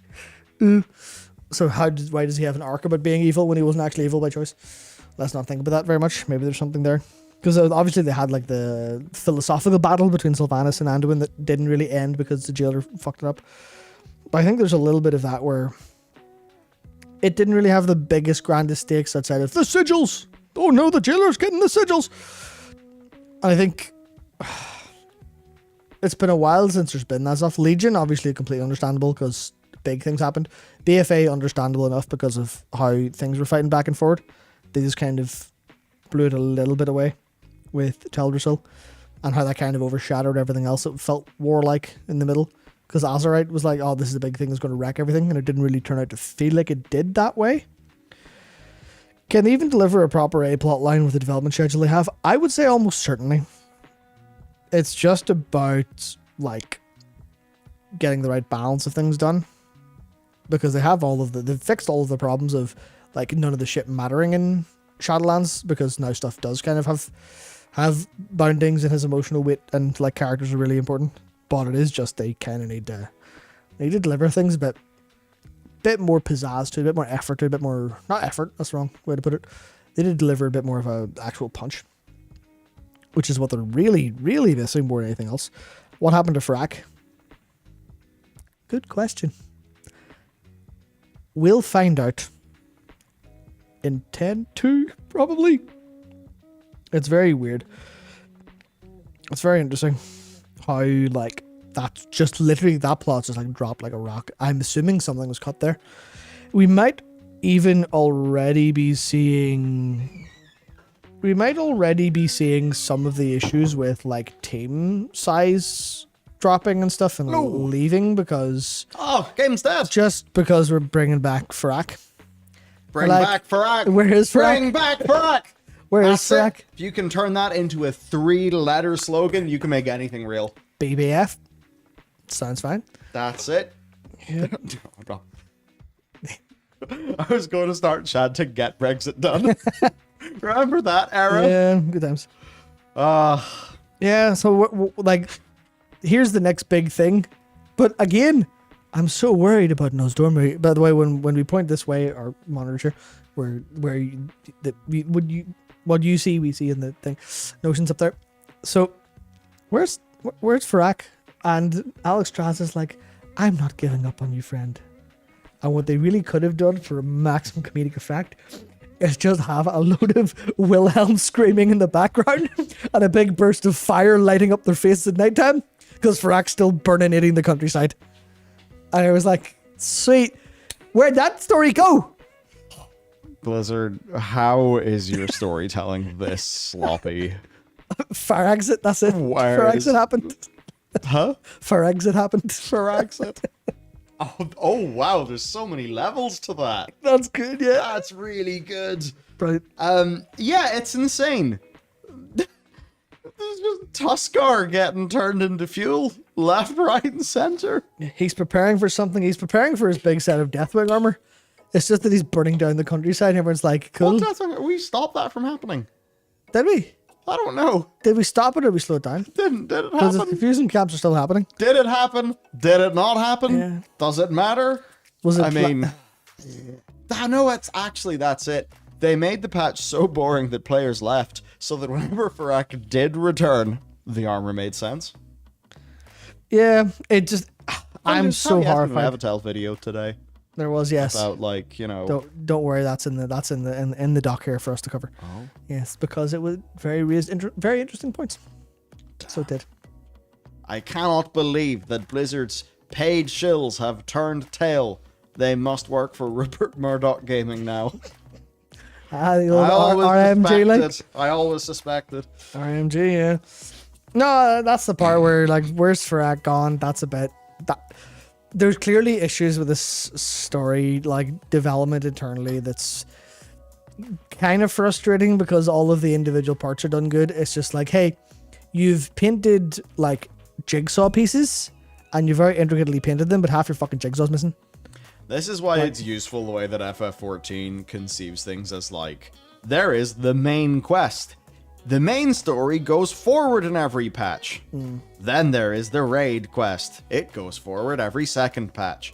Yeah. And, like, that's the way it's done. It has its own issues with predictability and, like, the kind of the breaking up of a quest being, okay, well, I guess I'll come back in 3 months and find out where this quest goes. So it's like, almost like it has to be, not episodic, but it has to be within these bounds of, okay, we've got a third of the season and then another third of the season, which can kill pacing a little bit versus doing it all at once a little bit later, which kind of has a little bit of just a general issue to it. But at the same time, it's like, yeah, they have mastered their production. And I could talk at length about why that's slightly becoming an issue for some people and how it's clearly an issue in FF16 where they mastered production too hard. And I had, not in terms of the story's fucking magnificent, but certain parts of, like, gameplay design are like, heavy productionized. But in this case, it's like you look at the version of where you clearly get all your production slightly wrong. Where you go, yeah, we can do this. And then you don't. You go, where's your game? Yeah. Where's your game? Because clearly, like, they put everything in the game in 10.1 going, we have plans to continue this. Or we think we have plans to continue this, but we can't change it now. Especially for cinematics, so they go ahead. And then it goes, okay, so the next thing isn't there. Too bad. Guess we just have to fucking plow ahead then, or something like that. Or maybe even like Farak quests are supposed to be in 10.17, but 10.15 got put here, and Dawn Infinite, you're like, what? Did you put it the wrong way? Yeah, what's going on? It's the way that it's like they're like, oh, Farak quests, these are a feature, but it's like people would have accepted, if you dealt with Farak in a quest like a week or two after this fusion camps appeared. People would have been like, yeah, well, I mean, of course the camps are still here. Like the gameplay feature has to happen. But if the plot actually like had its conclusion, or had at least a stopping point, then people would have got it. So yeah, basically it continues to be extremely sloppy, which is sad because the bits are good. Yeah, because we've got now, and this is insane. The way this has went logically has been. Right, so here's Legacies building up to all this stuff happening. Here is 10.0, where not really a whole lot happens except the Vault of the Incarnates gets blown open, and we go in and kill Razageth, and then the other three break free. Then we have 10.1. Sorry, then we have 10.7, where they do the stuff. And that was pushing the plot forward, but it wasn't really anything major. It was just, okay, well, we see how the Incarnates are getting along. We see characterization for them. We see like that stuff, and it's mostly good gameplay content in the Reach. Then 10.1 happens, and then at the end of 10.1, where 10.1 goes, here's the Black Dragon aspect stuff. Here is Farak. Then, oh sorry, I missed a part, because 10.0 towards the end, we get to see some of the Green Dragon stuff happen. So it goes 10.0, Grains and Incarnates, 10.07, some Incarnates, 10.1, a little bit of the Incarnates been pushed forward with Farak go down. So there's Farak, and there's the Black Dragon stuff wrapped up. And then at the end of that, we see 10.2 being teased with the Emerald stuff, being like, oh, the tree is growing now, and it's growing very soon, and it's like, clearly the next thing is going to happen. Then it goes back a step to 10.15, and then markets 10.15 goes, here's all the Dawn Infinity bit. Or like, what about was the tree not going to happen next? Because you assume at the end of a story, when like you're watching an episode, right, of TV, and the episode ends and they go, this is obviously exaggerated, damn, ooh, that was hard work resolving that problem. Tell me, character, what is next problem? And character goes, well, there's this tree coming back from the Emerald Dream growing in Azeroth soon. That's going to happen. Your brain goes, that must be the next episode. And then you open the next episode, and then those Dormu's going, I'm going to become Murazon. You go, what? Did I miss something here? Did I accidentally skip an episode? Have you fireflied your game? Have you just aired it out of order? What's going on here? I think that stuff is like, it sounds like minor because you go, well, obviously it doesn't matter if it's like 10-2, whatever. But it just feels like, what order is this in? Why did the 10.1 ending not have no Dormu? Like, have a weird vision and go, oh, fuck, something's happening next. And you go, okay, well, now we know the thing that's going to come next. So that's the part I'm like, is this fucking amateur hour in like narrative design land or something? And I'm sure there's production reasons for why this happened. I'm sure there's a whole number of things why. But I'm just sat here going, is everyone not just... Yeah, everything is... Are people not confused playing this game? They must be so confused. Everything's like so fragmented and modular. Yeah. It's odd. Which isn't that bad if it like handles the way people can understand it. But here it's like, why are you doing things slightly out of order? Yeah, there's a bit of just like, yeah, Lamau. What's next? Who knows? Like maybe at the end of this, I'll be forced to eat my words and it'll be a beautiful resolution that leads in very well. But it'll still be like, oh well, you saved that out of what medium would you like your words printed out on? I'd like them printed out on gameplay, please. Oh, you can't eat gameplay. It's a concept, Matt. Concepts and objects are different. Really? Tell that to my favorite kind of storytelling. Oh no. Yeah. Anyway, I suppose that's the main point. It's a bit weird. The actual plot there, I think, will be cool. I mean, we've been waiting for this moment for quite a while, so I imagine that they will be putting quite a lot of effort into making it really good. Yeah. Like if they can have an A plot, like the resolution of all this Even to like, I don't know, 80% the quality of the Blue Dragon quest. That'd be fantastic. Problem is... Oh no, he's ruined it again. Ah, fuck. I tried to end the segment on a bright note. This will be a bright note. Theoretically. It'll just be a temporarily not bright one. Because this isn't being resolved now. 10.1.5 will be the mega dungeon. And then after the mega dungeon, there will be more story. And that story will then end with a come back in 10.3 to see the resolution of this incredible infinite debacle. Whereas, we'll go, okay, and we've done the black quests and some of the blue quests. We started the green quests back here, and then we start them again here, but we start this infinite quest first. And then the infinite quest is done for now and takes a break, and then we go to the greens and we go back to the fucking reds, and then round to the infinites again. Just because it very much feels like this is going to end, like Dragonflight is going to end on a bombastic note of us beating the shit out of like Galakrond and Part or Ridicron or something, because that's the cool thing. That would be and cool. That'll be nice. Yeah. But at the same time, it's still like, why are you doing this out of order? Do it in order, please. Do it in order, just please. Like just draw a line and go story bit 1, story bit 2, story bit 3, story bit 4. Jobs are good. Done. Crayon and make them all together.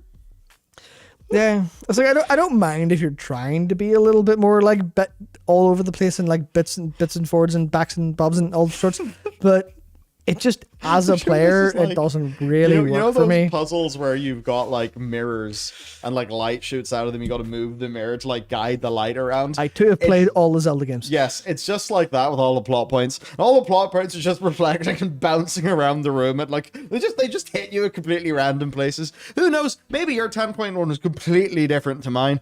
That's what it feels like. Yeah, it all feels very unplanned and bizarre. But anyway. Moving on. Before it hits fucking 10 o'clock.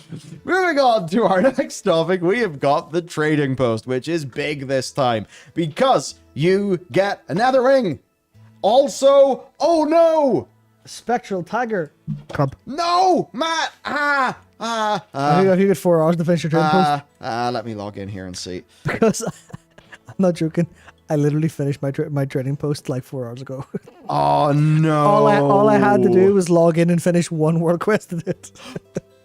It's Midsummer Festival. It's Midsummer Festival, and also Can knock out a new continent pretty quick. It is. You've got like. I've got more than you've that. Got like 10. You've got like 10 hours. Yeah. I'm fine. Something like that. Yeah. Hang on though. Okay, so this is my problem with Dave the Diver. Is it called that? Yes, it's called Dave the Diver. I keep on getting confused between different names that begin with. I was about to say Dan the Diver. I have played that. I've opened that game twice. My current playtime is 10.2 hours. Oh, that's a good one. Oh, that's a good one. Yeah. So I cannot open Dave the Diver when I get home. Right. The thing is though, the Nether Drakes were at least at the point in time where I was like, you play the game when you're young and it's like you're too stupid to even form memories. But then you play the game and you're old enough to actually have memories. And whenever I was at that stage... It got worse then, funny enough. Yeah, weird that. But that is when like the Nether Drake was the thing. Yeah. It was like the big, like, oh, look at that person with gear. The Netherwing Drake. It was like the top of the mountain. So one of those... for dragon riding is absolutely sick as fuck. I imagine in an ideal world, they would have got this as a thing that maybe would have been like in-game content. Because, that flight isn't there. So Matt just did a very good pog face. It was very enjoyable. Yeah. Wow, his pog face actually ruined me. Anyway, short of actually seeing this flight appear in the game, it is really cool that we're getting one of those. You will just have to fill up your adventure journal, which will not be that hard to do because it generally isn't that hard to do unless you leave it to the very end of the month like I did. And in terms of things, quite a lot actually. So number one, more tendies. Yeah. Remember those data mined traders tender assets? The big hopium take is that they are for promotions like this. Who knows? They do say as well, and new ways to earn rewards, which, I suppose, is that them just talking about all the different, the events? Just because I think the summertime has always been really heavy for many holidays anyway. So I guess them going, hey, we've put them all in.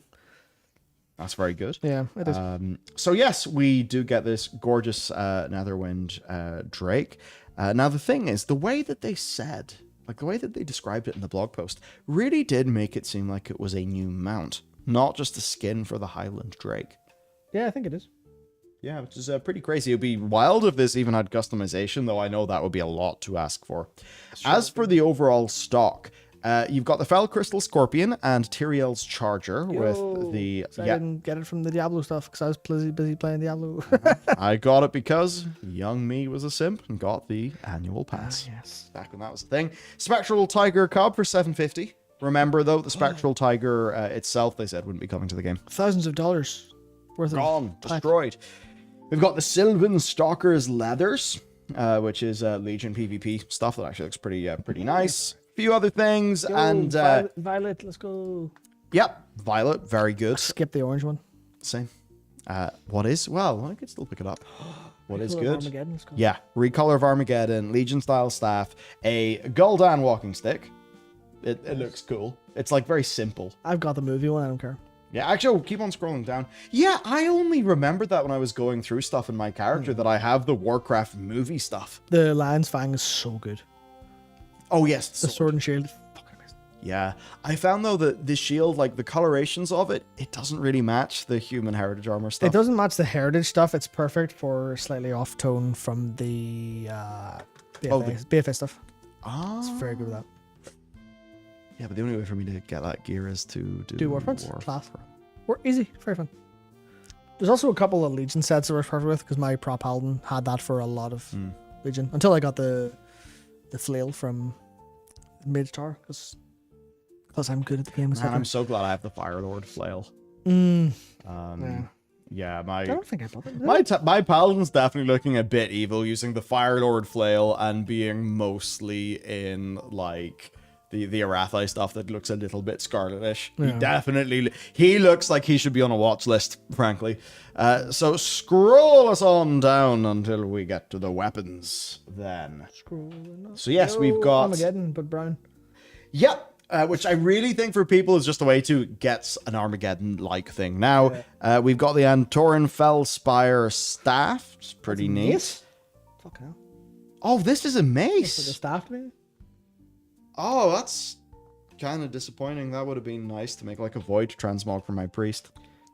Yeah. Though that is a thing that's that's an issue. Like, you know, the Tears hammer that like a holy paladin can't use. Can't use the Infinite Hammer, yeah. Like Blizzard. Morons. Remember when you did Quell Dalar and it had like a one-handed version, a two-handed version? Yeah.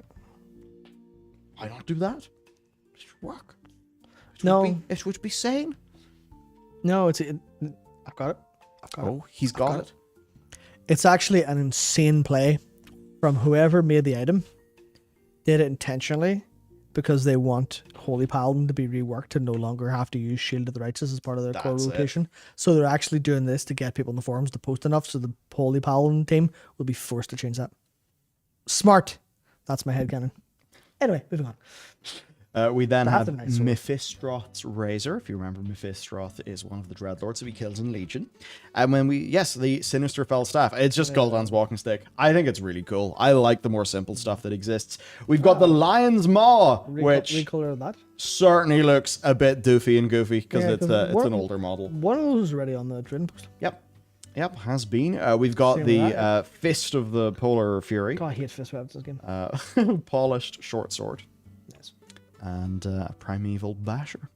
And for armor then, we've got the Helm of the Fierce. I don't know why I'm talking like I'm a late night radio show host. As long as you're not doing QVC. Man, actually, I went home one time and me and my mum just watched QVC for half an hour in absolute hysterics. Yeah. Just that, like, and for me, watching QVC nowadays is way more engaging. By the way, I don't watch QVC. It's awful. It's those shopping channels. It's a late night shopping thing. Yeah. And it was just like, man, I've had to fill dead air sometimes in my day. My heart goes out to people. Not only are they selling their souls to QVC, but also they have to fill dead air. Because they do. How do they do it? Because they do just do things like... And today, folks, we've got for you the absolutely beautiful silvered war cloak. Now, this is a beauty, and I think this would go with the vast majority of transmogs that offer anything in the kind of blue. There's deep blues here, there's brighter blues. It lands somewhere in the middle. It could be used with either. And that little tint of silver, I'm telling you, this is a steal. That little tint of silver will go so well with all of your filigrees, all of your jewelry. If you're playing a Blood Elf and you've got those silver options, and don't worry, if you've got the gold options... Look at your watch right now, Matt. Exactly. This would work perfectly. But say, as an example, in World of Warcraft, I actually had gold jewelry on. Well, then I could take myself to the barber shop, and for a pittance of gold, I could then change that to silver, which, while you're there, why not have something that, say, your hair's a little bit out of date? Why don't you go for like a brown hair that'll work beautifully with that blue and with that silver? You've got an incredible opportunity here with this silver war cloak, only 75 traders tenders. Times like this, I'm reminded that I left my noose on Matt's light bulb. I'm gonna be honest, I'm actually pretty proud of that. I'm really impressed. Well done. Well done. You truly are a soulless bastard. You proved it. Mm-hmm. That's great. You're, you know the way it's like in Oblivion. I think it was Oblivion. You had to murder somebody to be recruited by the Dark Brotherhood. Oh yeah. I feel like you're going to get a text at 3 a.m. from QVC. You've triggered the event. Now we've got the fabulously flashy finery shirt, and then they have teased their August rewards. We've got the bones of the Blood Hunter. That'll be a popular item. That'll be a popular. Yeah, very good. Because of course that's an ensemble, so it's going to have all of its individual pieces. So the the ongoing theme of how can we wear as little as is possible in World of Warcraft. I want to do that in real life too. Yep, Frazetta armor. It works. Perfect, yep. We've got the Spirit of Competition, which was from the 2008 Summer Olympics event. Funny enough, I have the top art from that. Very nice. I don't know why. It's not much of a claim to fame. Anyway, we then got the Alabaster, Storm Talon, and Thunder Wing. I spent so much money for these. I'm angry. Yeah, I mean, we've actually got the collector's edition for it. And one downstairs. Yeah. Because one of them's yours and one's mine. Oh, yeah. Oh, yeah. Did I not redeem the code? You mustn't have. No, maybe I do actually have these. I don't know. Anyhow, so expect 1,800 traders tender to disappear for that, and for you to be able to purchase absolutely nothing else. I wonder. I assume. Now, don't quote me on this. I would not be surprised if this was buy one get both. No, they're both in the store. Are they? Are they not? Fuck, never mind me then. Hang on. Damn, I thought I was being useful and smart. Damn it. Why would they give you two for the price of one? Because they did when you bought the fucking CE, Michael. That's why. Silly sausage. Doesn't work like that. Okay. Oh, no. Oh, no. Migo T says you both get both bundled in the store. Yeah, because the point is they're faction specific. So you buy one, you get the other. Same with the... Fuck, I knew I was onto something. Because the Priestess's Moonsaber and the Horde equivalent one, because that's 750 of those service medals, that's really fucking expensive. And I think it might have been based on feedback, but they updated them so you buy one, you get both. Because they're such chase items for grinding so much. They're really nice. I've been... I took grinding since Battle. Matt has just been in BFA for years. I took a break from it for a while, but before Dragonflight launched, I actually was for a couple of weeks, like daily, doing stuff to get that. I'm at like 600 medals or something. So I'm like a couple of weeks off getting it. I just need to bother to log in. Couple of weeks. Yeah.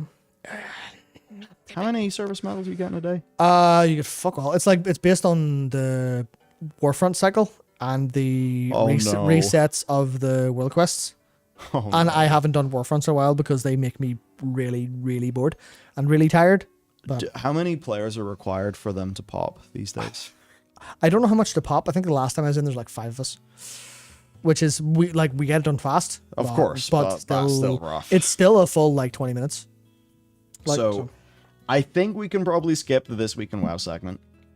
What's happening this week? Sparks from Grid Vault, LFR Sarkar. Yeah, I've covered that. Evoker Legendary and Midsummer Fire Festival. Done. Yep. Thumbs up. Aberrus this week. Huge nerfs to Mythic, Skarn, and Sarkarath, and the Hall of Fame is closed. Yo. Wow. Do we need to go into this or next topic? I mean, just realistically, that's kind of it. There's a load of nerfs happening because the Hall of Fame's closed. I don't think this is... So much of it is Mythic only, or nerfs that are kind of... Well, I mean, basically it's free. It's more free than ever. Just go... If you go grab a Heroic Pug, you'll down this pretty easy. Well, there is one thing I think we should bring up the very end here, because it's the interesting bit of data, and that is the Mythic Aberrus kill count. It's very important. So with Sarkareth, there are 271 guild kills and 203 guilds currently progressing. Since the Mythic changes have gone into effect, a ton more Khazra, Skarn, and Sarkareth kills have been recorded, in addition to the standard increase, of course, week to week from others. So we have... Wow! 237 Skarn kills after the nerf. That's basically half the guilds, or almost half the guilds progging going, done. Yeah. But it is the thing where that was, like, especially before these nerfs, this was the hardest fight in the game. Like, It's like the one of hardest the fight in the game, fixes that you know, they'd done had introduced the RNG traps, and the RNG traps were not particularly fun RNG, I suppose. Yeah, it was also just the whole fight was literally like, it was tighter tuned and harder to manage than the two fights after it, after the nerfs happened to the last two fights, but not Skarn. And it was like, again, a little bit of a mild, you haven't quite done your Mythic tuning properly. But I think outside of Heroic and Normal, maybe been way too on the easy side. Like, I like them being easy, but I don't like them being that easy personally. Yeah. And then Magmarax, it's what? Like, there was too many, I'm trying to think of like we needed more Skarns. Sorry, Mythic players, you didn't. But like, maybe not Skarn. Like a boss that you actually had to proc. Like, remember Diurna? Diurna, yeah. Yeah, for like our first time in Heroic. Diurna was the Notharian equivalent, like, yeah. Was she? Yeah, it was the boss before. Well, she was the... you were thinking like Kurog. Yeah, that raid is so short. Yeah, like a Kurog. It felt like there was fewer prog bosses. And that was basically what it was. A bunch of the bosses there were just not prog bosses. I remember like us... And sure, we had more gear relative to the start of the expansion, but like, man, the first time we dabbled into Heroic and we just like, at the very end of our raid night, got like 2 or 3 boss kills. Yeah, tuning was down, but also it was two factors. I think it was tuning was easier and design was easier. Like Shadowflame Amalgamation, and I will say like our guild is way better than we were last season. Like overall, we are definitely way like easier to we learn things quicker. We make less mistakes and stuff because of like practice and whatnot. But like Shadowflame Amalgamation basically isn't a boss. No, Khazra isn't really a boss.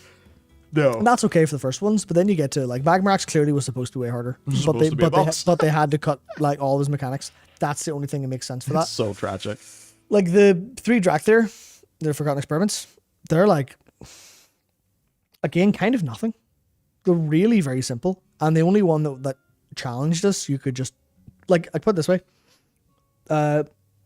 We were kind of struggling a little bit with the Forgotten Experiments for couple pulls whenever it was whenever I can't remember what it's called, the cast went the on. essence thing. Yeah, the cast was like you have to juggle so much of these, and every single one is a new one that's permanently juggling. You're juggling the debuff. Yeah. And the debuff drops like a pool. The higher the debuff ticks up to, the more damage it does to people. Yeah. So it doesn't drop a pool, it drops an ad.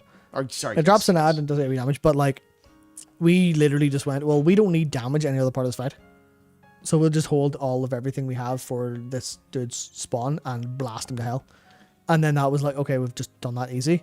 Rashok as well is like... We only had 2 of those to manage. Yeah, and this was like, as soon as we decided to do that strategy, we only were dealing with 2 of those, which made it simple. Now, the first time, like, our damage was close enough that he was about to, like, he was either about to or was casting the 3rd whenever we phased. But, I mean, yes, fundamentally easy. Yeah, then like Rashok as an example Rashok is again a very design-wise very simple. There's almost no way to make a mistake in that fight. Outside of getting hit by random stuff because you like weren't super fast or got greedy. But if you weren't greeting, you're fine in that fight. And it was a DPS check, but it wasn't a very hard one. Then like Zakali, the Assault of Zakali is not a hard fight either. It's really like, I'm talking about raid organizationally. And I think that's fine. But the one comparison I'll make is I've been saying this a lot about how Aberrus has felt like the closest to, or the most inspired by FF14's raid design in a couple different areas, especially things like Shadow Flame Amalgamation being a stack and then a meteor. Oh, yeah. Or a stack in proximity. You go, okay with that. That's cool. That's sweet. Whatever. But there's a few things that just really, like, they pulled way back on the raid organization. Like, there was basically, as an example, say Dathea. Dathea was a really fun fight. She was. And it required pretty tight movements and like holding damage for certain stuff. And Zakali felt like it kind of could have, should have been something like that. But then you just kind of chilled and just killed some ads. And it's like, there's nothing complicated for you to deal with when you're a raid group. There's no complex, like, or like things to like assign to people. And obviously they wanted to pull back on the individual assignments because, you know, oh, well, it happened to you. Oh, you're dead now. They pulled back on that, but they didn't add like stuff that can kill you for not paying attention. Like personally, which is the thing of maybe they just need to make the raid way more, give it way more stuff that wrecks you if you don't pay attention. That's where things are tricky. I think what they've maybe realized that one person killing the whole raid, that form of difficulty just creates a experience of frustration. Yeah, it's for horrible. Everyone else. It's horrible. You're only allowed that on Mythic. Like, yeah. You know what? It's just tuning. I think it's just tuning. I do think I think there are design elements that clearly need to work. But I think that I prefer tighter tuning on a more simple design. It's because then you're kind of making that design matter more. And for a player, they're like, "Oh, I'm actually going to disagree, but I'll explain why." Interesting. It's because whenever things are tuned tighter on damage, it always boils down to a healer problem. Where I think the problem is it was very easy to play these fights and not make any mistakes because they were very simple design-wise. And on top of that, mistakes didn't matter because they weren't tuned strong enough to kill you. So I think they need to be a little bit more willing to just kill people for making mistakes. Now, where you can do that in FF, you can't do it quite as well in WoW because attrition happens. Yeah. Because of limited combat races. But I still feel like they need a little bit of that just in, because otherwise you just kind of fall asleep and do the raid. Like everyone I've seen talk about this is basically, yeah, this was too easy. And I'm sure that's worked for a lot of people. And maybe it's worked for the numbers and maybe they'll be happy to go forward with it. But I feel like if I were to have a personal desire, because I don't know how it's went for the overall populace, if I had a personal desire, it would be kill me more, please. Kill me more. Oh. Kill me and my mates more. Thank you. Oh. Wait, I'm one of those. Yeah. He's trying to kill me. Yeah, just put a little bit more, and I don't mean drop swirlies on me, but give me more. The monkey's paws curls. Like throw more. Half the Serena is about to explode. Give me more stuff like that. More like the floor's about to fall out from underneath you. I want like the floor's about to explode. There's like fucking 85 Japanese fellas going, oh. Yeah. It's just like, you're all like, ah. And it's all madness. Like, that spectacle. Or even thinking about Black Rock Foundry Man. Yes. Which one? I don't have to, it's not a Kojima Black character. Hand? Black Hands, that's it. You know, like the fucking floor explodes, you fall through the thing. I mean, there's some that was like, you know, cool in StarCraft, but I guess like Trains. More trains. Yeah. What would it be? Like I'm thinking specifically. Like, I had fun in the raid. We all had fun in the raid. Like to be clear, it's just weird because like right now we've all just stopped because we're like, all right, that's it, done for the tier. Happy. Well, that's okay. Like that's fine. Which is grand. I suppose will be interesting. We go to our next topic about. Well, we have our next topic about Zaralek, and then our topic after that, which is of course, obviously Blizzard cut all of the checks they were sending to Taliesin and Evital, and now they've been activated. Indeed. True fact. Indeed.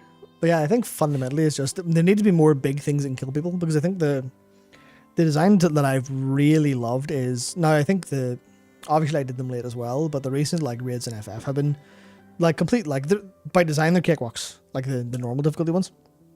By design they're cakewalks, but you can die, but you die in cool ways, because the stuff like half of this floor is lava, don't be on the half floor lava, or here's like a 1, 2, 3.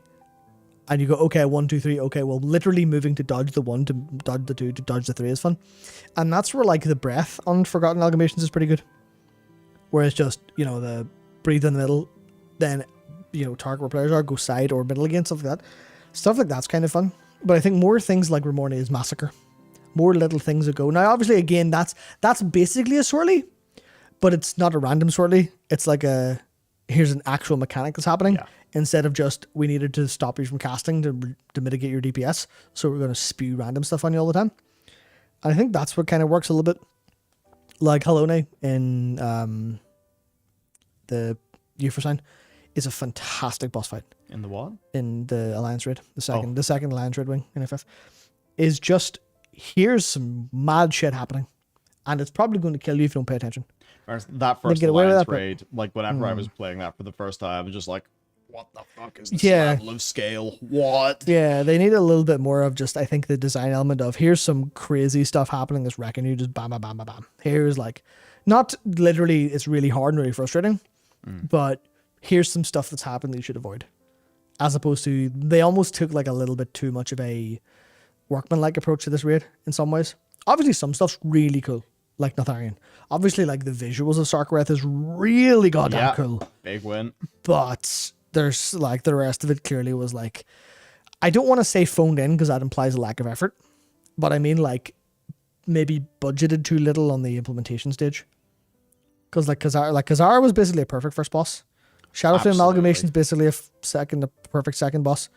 I think like, but the next few are a little bit more. Okay. Yeah. These you clearly like the middle was clearly a little bit less interesting and engaging. So Skarn's actually good. I think Skarn's actually a good fight. I like him. A great one outside of being slightly overtuned and some parts a bit annoying, but like it's good overall. Like starting bosses, it's like Rathian and Khazra are like really. I think they're just good examples of like dragon starting boss done two ways. Yeah. Yeah. Parallels. That's cool. Whoa. Yeah, it's a shame. God, I wonder. Because like the standard modern game developer thing is like introducing raid affixes. Yeah, that's like, we don't want to do that. Introducing Raiding Plus, which is basically how we did our normal read clears while we just got loot that miraculously no one in the team could use. Yes, funny little situation. To I guess like to just move on to the real thing that I guess all of this is going to feed into. Then, do Blizzard have a fundamental problem with some of their world content? And I suppose one of the things that a lot of us have been thinking, perhaps feeling, is you guys have been remaking the Timeless Isles for, I mean, Timeless Isles came out at the end of 2013. Iteration no, can only go so far. Yes, it came out around the end of 2013. So it has been 10 years. We have been doing this for 10 years, and maybe that's getting a little bit old. And of course, actually, we started from the Timeless Isle. It obviously evolved. It then turned into the Rare Circle, the zone where you just flap around in circles killing rares. Now, the Forbidden Reach was an overt Rare Circle with spawn times to match. Zaralek Cavern, though, is kind of... it's kind of weird. And I guess there's like a few different elements to it. So... I just completely crashed. And I suppose that's what a lot of people are almost like when they go to play the Zaralek Cavern, because you kind of look at all the individual bits, and it's not like they're awful. It's like the world quests. Some of them are a little frustrating. Some of them are like kind of fast and fun. I mean, as fun as those can be.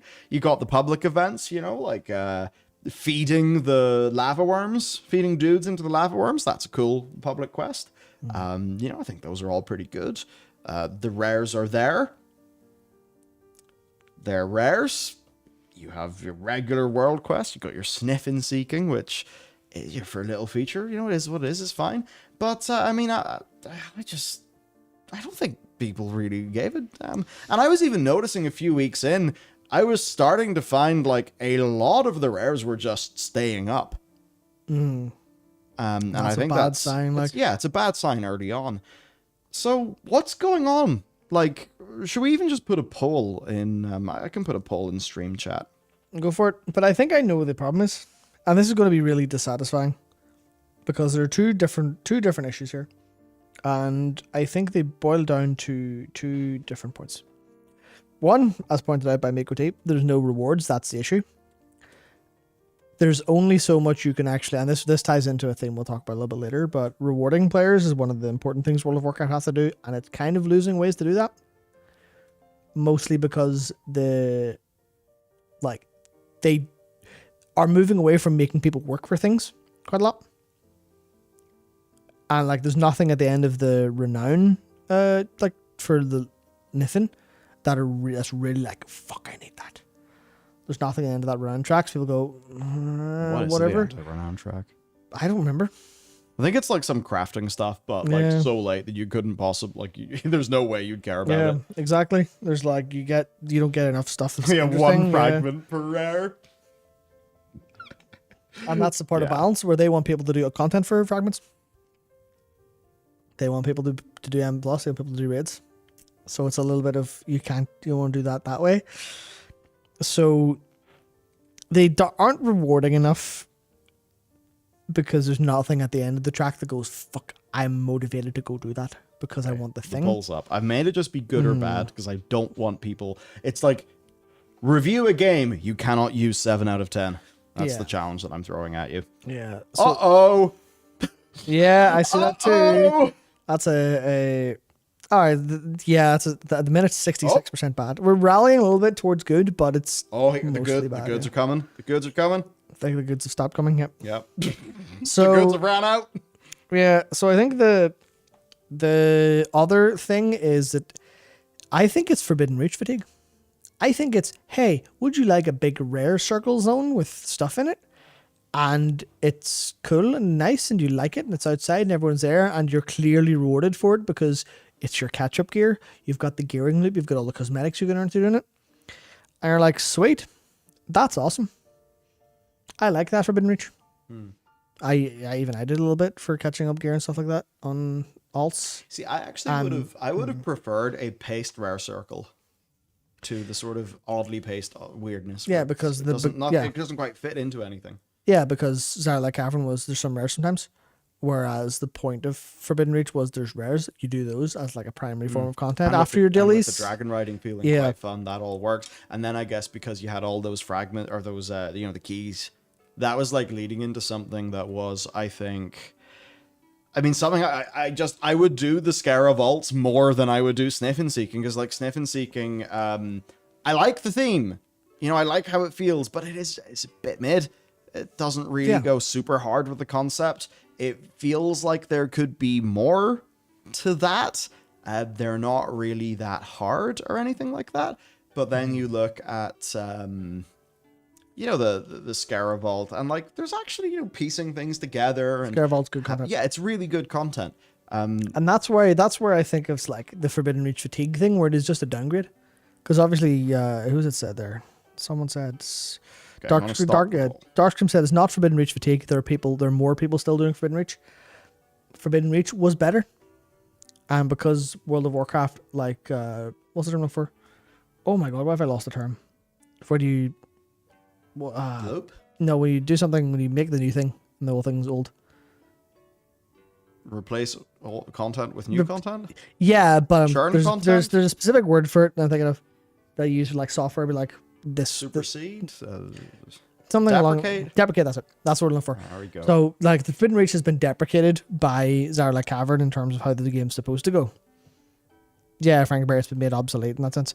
So it's like, yeah, it's obviously not because there's still rewards there for it. You still go get that gear loop and stuff. But they've basically replaced the good thing with the thing that feels worse, and it feels worse for a variety of reasons. Like I've seen people bring up the fact that you're underground, and that's cool, but you're dragon riding and there's a ceiling, right. And that's a cool fantasy. But it does mean that the entire zone is brown and red, as opposed to the beautifulness of Forbidden Reach. The circles. Yeah, it's all about the circles. People spin. Here's the deal. Right. Forbidden Reach, it's one big circle. Yeah, literally you're flapping around. Really a circle. But the idea, right, is you're doing, you're flapping about doing those rares in a big old bash of like 50 people, right? And you're doing all those rares. And then you're getting all your fragments. And then you're like, okay, so the rares, I'm getting a whole bunch of loot. My button's being hit. Woo! Right, feels good. Oh boy. And then you get a bunch of keys and you're like, oh, fuck! I've been poked in places that feel nice for a while, and look how many keys I have. Now I'm going to go into the big happy box, and away into the vault you go. Which is a pacing bit of 1 2 1 2 1 2. But here's the thing. Acquisition. Here's the thing. Yeah. It is a big beautiful circle, right? It's a little game. It's a little microcosm in itself. The problem with the Zarlek Cavern is. Here's some rares. Here are some public events. Here are some world quests. Here is a thing less good than the Zarlek or the Scara Vault. So the thing is, it is just a little sprinkling of everything. What they would have been better to do is to decide, no, we actually have design pillars for this zone. The intended loop is this. So instead of doing a little bit of everything and kind of doing like a, mediocre amount of coverage where it's like, objectively, the zone has plenty of content. Some of it feels a bit new and different. It's hard to say it's objectively bad, I think. But it's like, it's not clicking in that way where players are just like, ooh, give me the crack, give me the crack, give me the crack. Whereas you are a happy hamster in a wheel in Forbidden Reach. You are a bored, confused hamster in Zarlek Cavern. So they needed to just nail down exactly what the cavern is all about. I think if I was doing that, I would probably say Sniff and Seeking and Researchers Under Fire. And you'd probably find a way to tie absolutely everything into that. And maybe rare mobs, you just don't do. Or, you basically, you decide what parts of this zone am I just not going to, we're not going to do because we're trying to design a tight loop. But you add that rather than deprecate the old thing because it's been superseded. So you would ideally have it so that when a player's at endgame, they're like, I could go to the Forbidden Reach and I could do that thing. I could go to Zarlek Cavern and I could do that thing. Instead of imagine an expansion that has 3 patch zones. I know that's kind of unrealistic, but it's sort of my point. Those 3 patch zones would be slightly different variations of the exact same thing. Now imagine an expansion that has 3 patch zones that each feel completely different to each other. Each one is more focused in a different direction, and then the player actually feels like they're getting novelty from that new stuff, right? It's even let's just say I know not everybody liked the horrific visions, but you can definitely say that the horrific visions had a vision. They were a thing, right? It'd be cooler if you had something like a horrific vision, make the whole patch about that, or really make that be a pillar and make it be really strong, instead of just being here's your serving. You come up with your tray and the dinner person's like, oh, there's your serving of content. Move on. Which is a little bit what it can feel like when they're just making a, it's like you hit the in a character creator, you hit the randomize button. It's just like they're new WoW Zone template, hit randomize button. That's our feature set.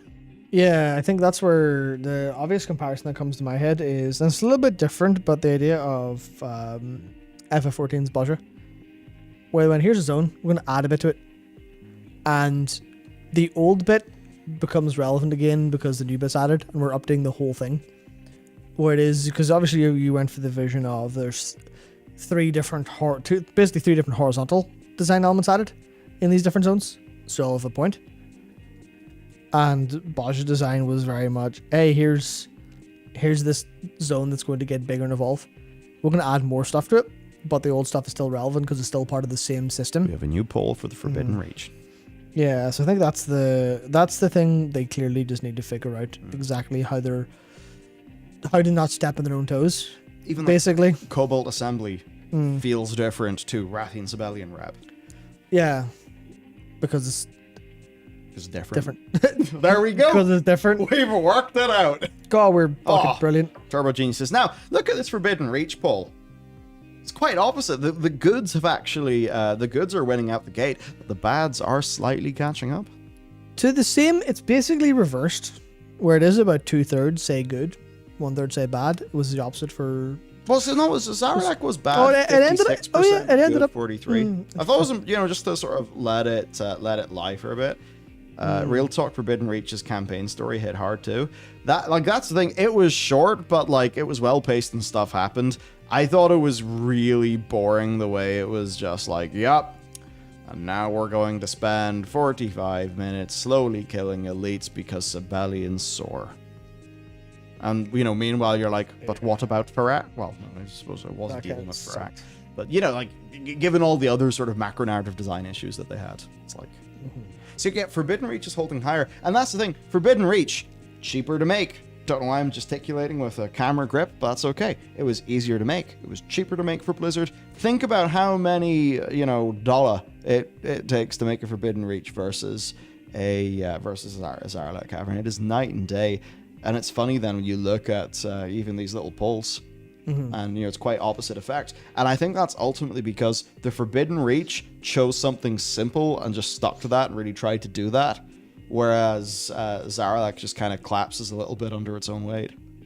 More or less.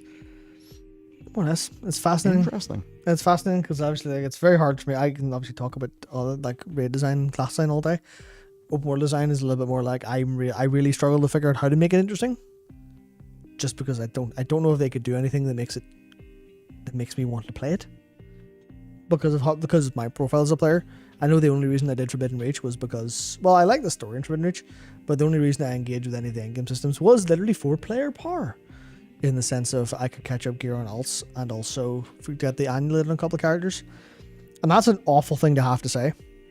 It's an awful thing for me to turn around and go, I played the game because I wanted player power, and you put it behind a thing that I did, so I went and did it.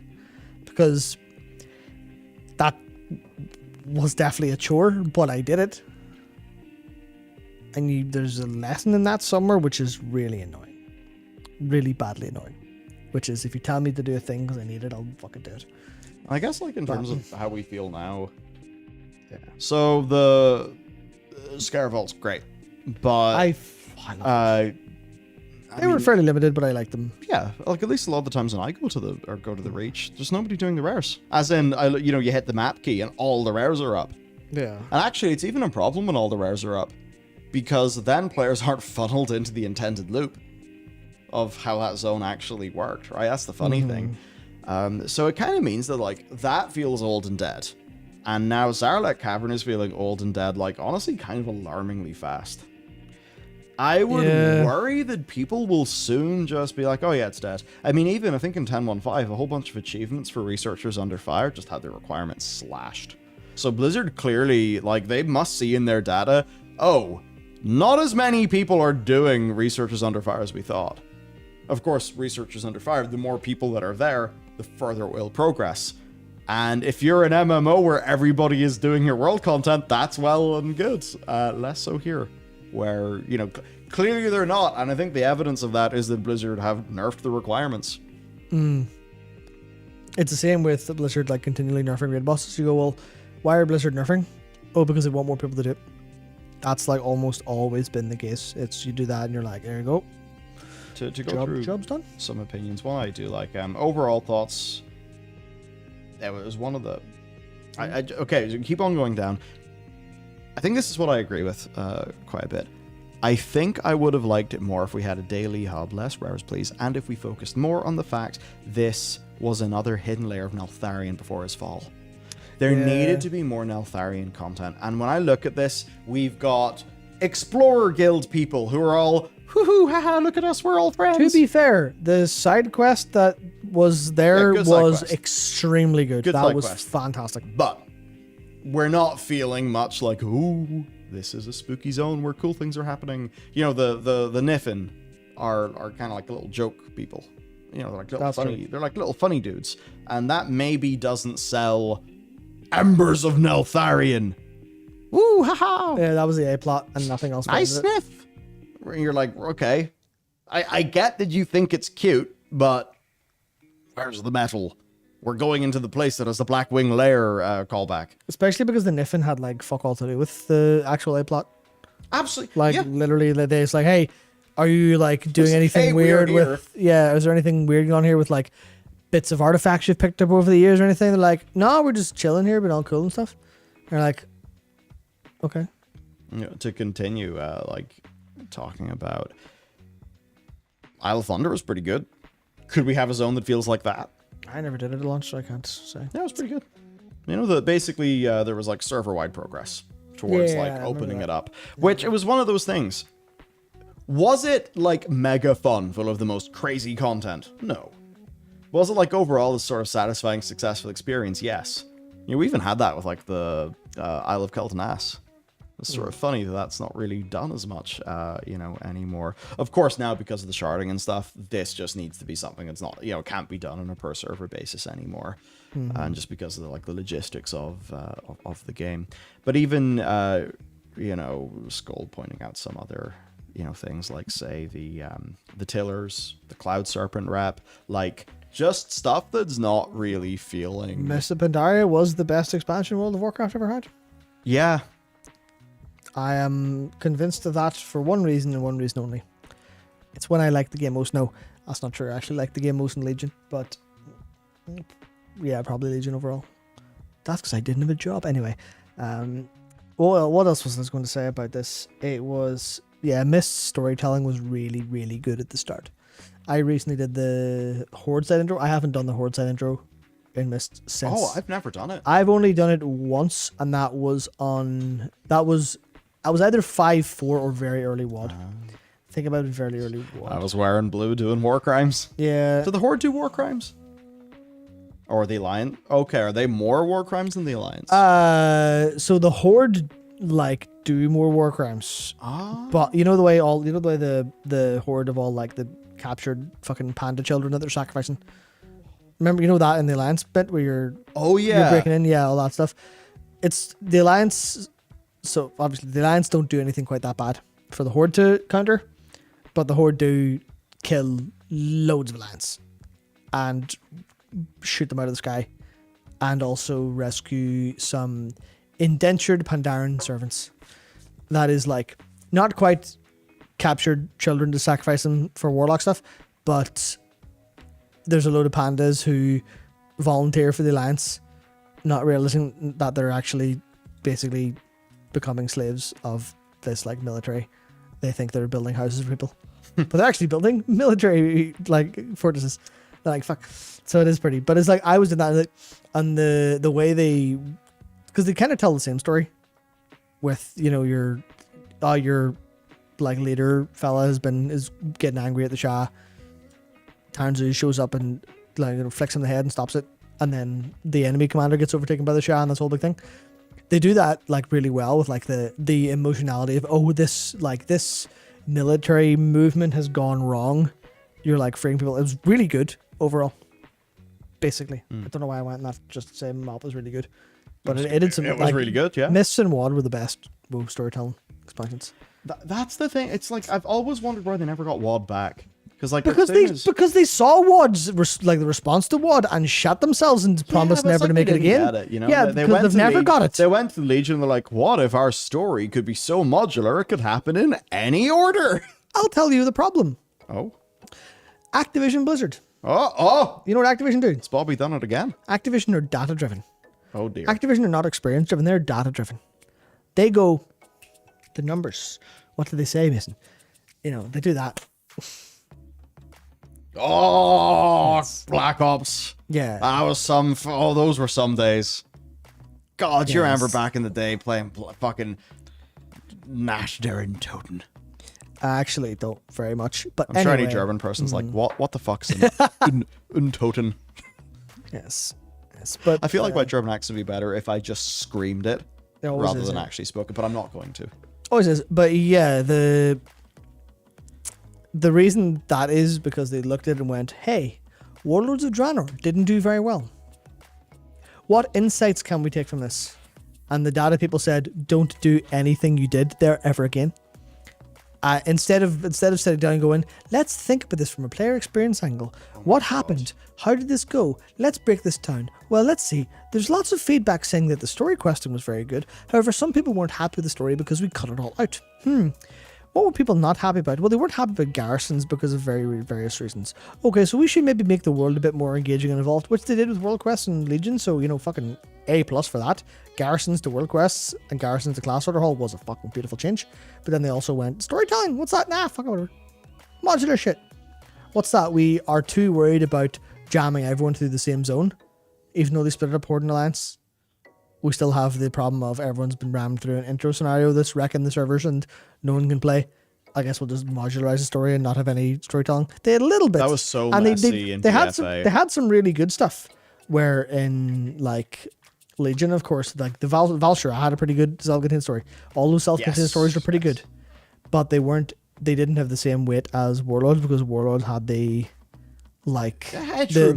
progression of story, and Dragonflight suffered this, like Dragonflight's them doing what again, just not the same efficacy. Yeah, they're doing what again, but it feels quite split up and it needs more spectacle. Because WoD was just saying, hello, spectacle, we're gonna do it. Yeah. Or even think about how Shadow Moon Valley plays out as Alliance. I know some people aren't big on Frostfire Ridge. I love Frostfire Ridge. People who aren't big on Frostfire Ridge need to shut the fuck up right now.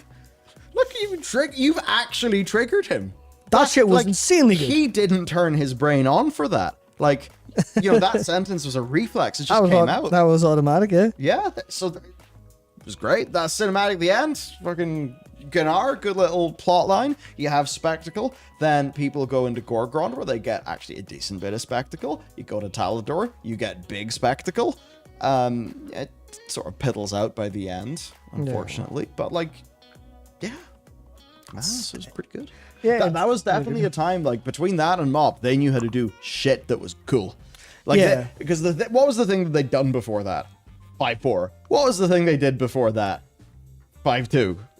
They did 5.3 as well, but it was a little patch that could.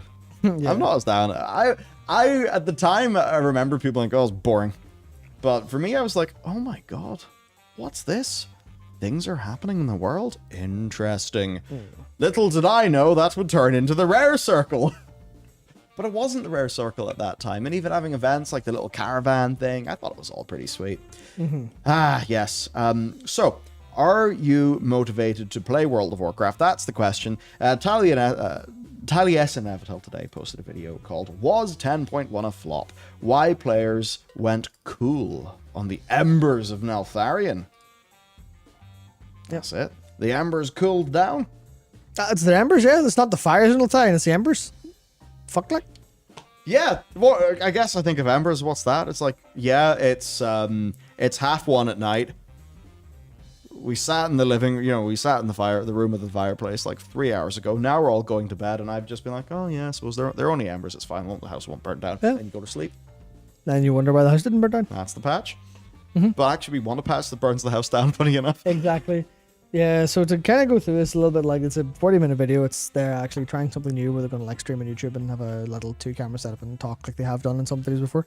And it was actually pretty good. They were basically clearly loosely just chatting, very little plan, just blabbering away. It was enjoyable enough, but it was an exploration of why do people maybe not play 10.1 as much, but it came from the perspective of them two not logging in as much as usual. They're logging in a lot less than usual. Taliesin immediately talks about wanting to have to do things, because without any push to have to do things, neither of them are really logging in. And that's one of the things that's kind of interesting, which is, oh, okay, so you're kind of not doing the diver. Yeah. Well, it's I don't want to have to do things, so they're not logging in. And it boils down to the motivation to play isn't there for them. Yeah. And then that was the top of that for about 40 minutes here or there.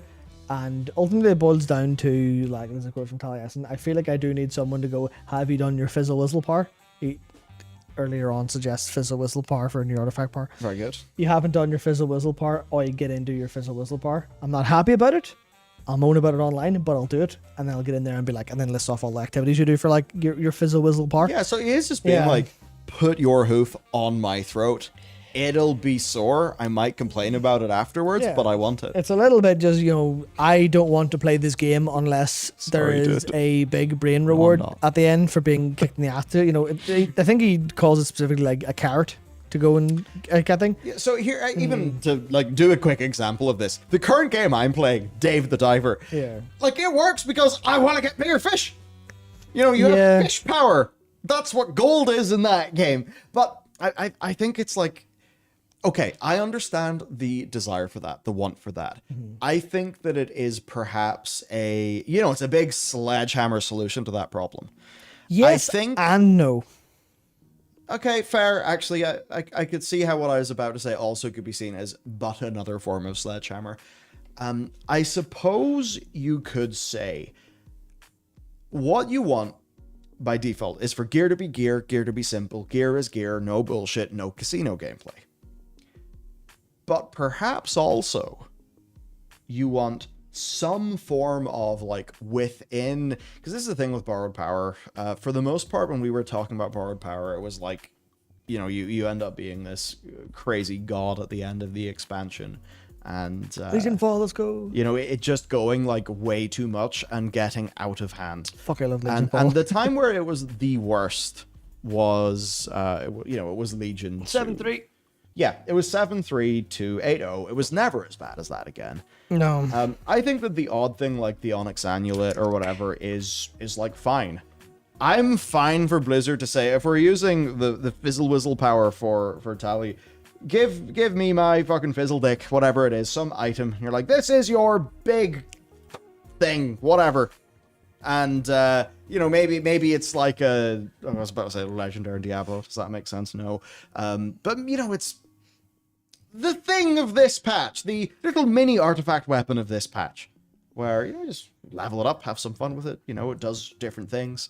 Right? I guess I'm almost thinking about like a seasonal twist, as if I was an action RPG player, which is really never the sort of thing I thought I'd ever say about World of Warcraft, and that is really quite alarming. Yeah, but then I suppose that the reason why I'm saying this is you want like your Fizzle Whizzle power, but you maybe don't want expansion spanning Fizzle Whizzle power that feels like, you know, you've got to have an artifact knowledge like catch-up system or any of that weird stuff. Because it's like, because like Anima was that. The only difference is it, you know, didn't need catch-up and it didn't apply, you know, it didn't really do anything to player power. Yeah. And Anima wasn't that, like, it didn't really drive people to do stuff. Yeah, because the rewards weren't immediately clear and immediately understandable. Where is the intrinsic motivation, man? The intrinsic motivation is fucking gone. Intrinsic motivation for World of Warcraft players doesn't exist and hasn't existed on average for many years. And this is the thing. That's the problem. It's fascinating because whenever we think about the good old days, that is almost just like a proxy for saying back when I had intrinsic motivation for the game. Except you also didn't have intrinsic motivation in the same way because you were always extrinsically motivated. Because what happened? Okay. You level up. Yeah. Yeah. You go back in time and you're playing World of Warcraft and the vast majority of your playtime was leveling up. You were always chasing some new little carrot. And they've reached the point where you're in the endgame loop and they're trying to reduce the amount of time you have to play and they're trying to reduce the amount of barriers to your play. And because that's all fundamentally controlled in this single thing, they're like, okay, well, what carrots can we give you that aren't too far away or that don't feel like sticks because of where they are and how you need them?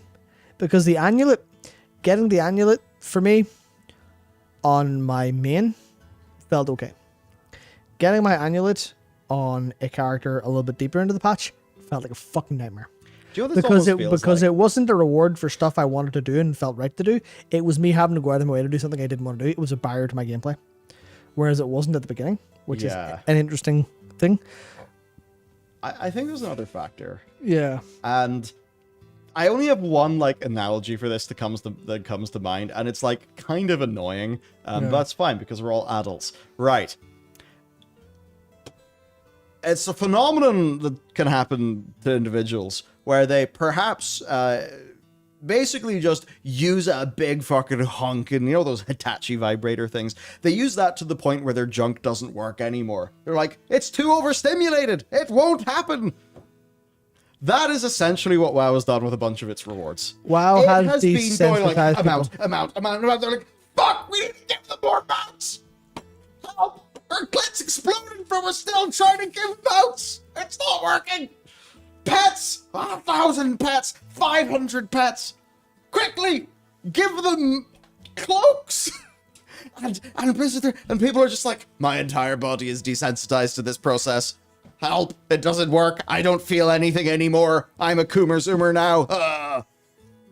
There you go. Sorry for the bad analogy, but you know what I mean. It's like, it's like you have actually given me so many salty fries that I don't like them anymore. It's like whenever I was like, man, chips. Fuck, I'd die for a gravy chip. Then I worked in a chip shop. And within 3 weeks, I'm just like, I don't want to see a fucking chip again. The idea of salt and vinegar chips is now demotivating. Sorry, no, it is chips, yes. Is now demotivating to me. For the Americans, chunky fries. Yeah, so... It's too much. So now it's like, well, you know, in this case with Taliesin, it's like, you know, what is Fizzle Whizzle power? I'm glad he said Fizzle Whizzle, because now it's just, I need you to install electrodes all over my body so I can be stimulated again. I want to feel something, please God. Which I think is like the nuclear option of going like, you know, turbo artifact power and everything again. It's like, yeah, we can't feel anything anymore. I remember when the Netherwing Drake was a really cool reward. Now it's just like, mounts, here's $1 million.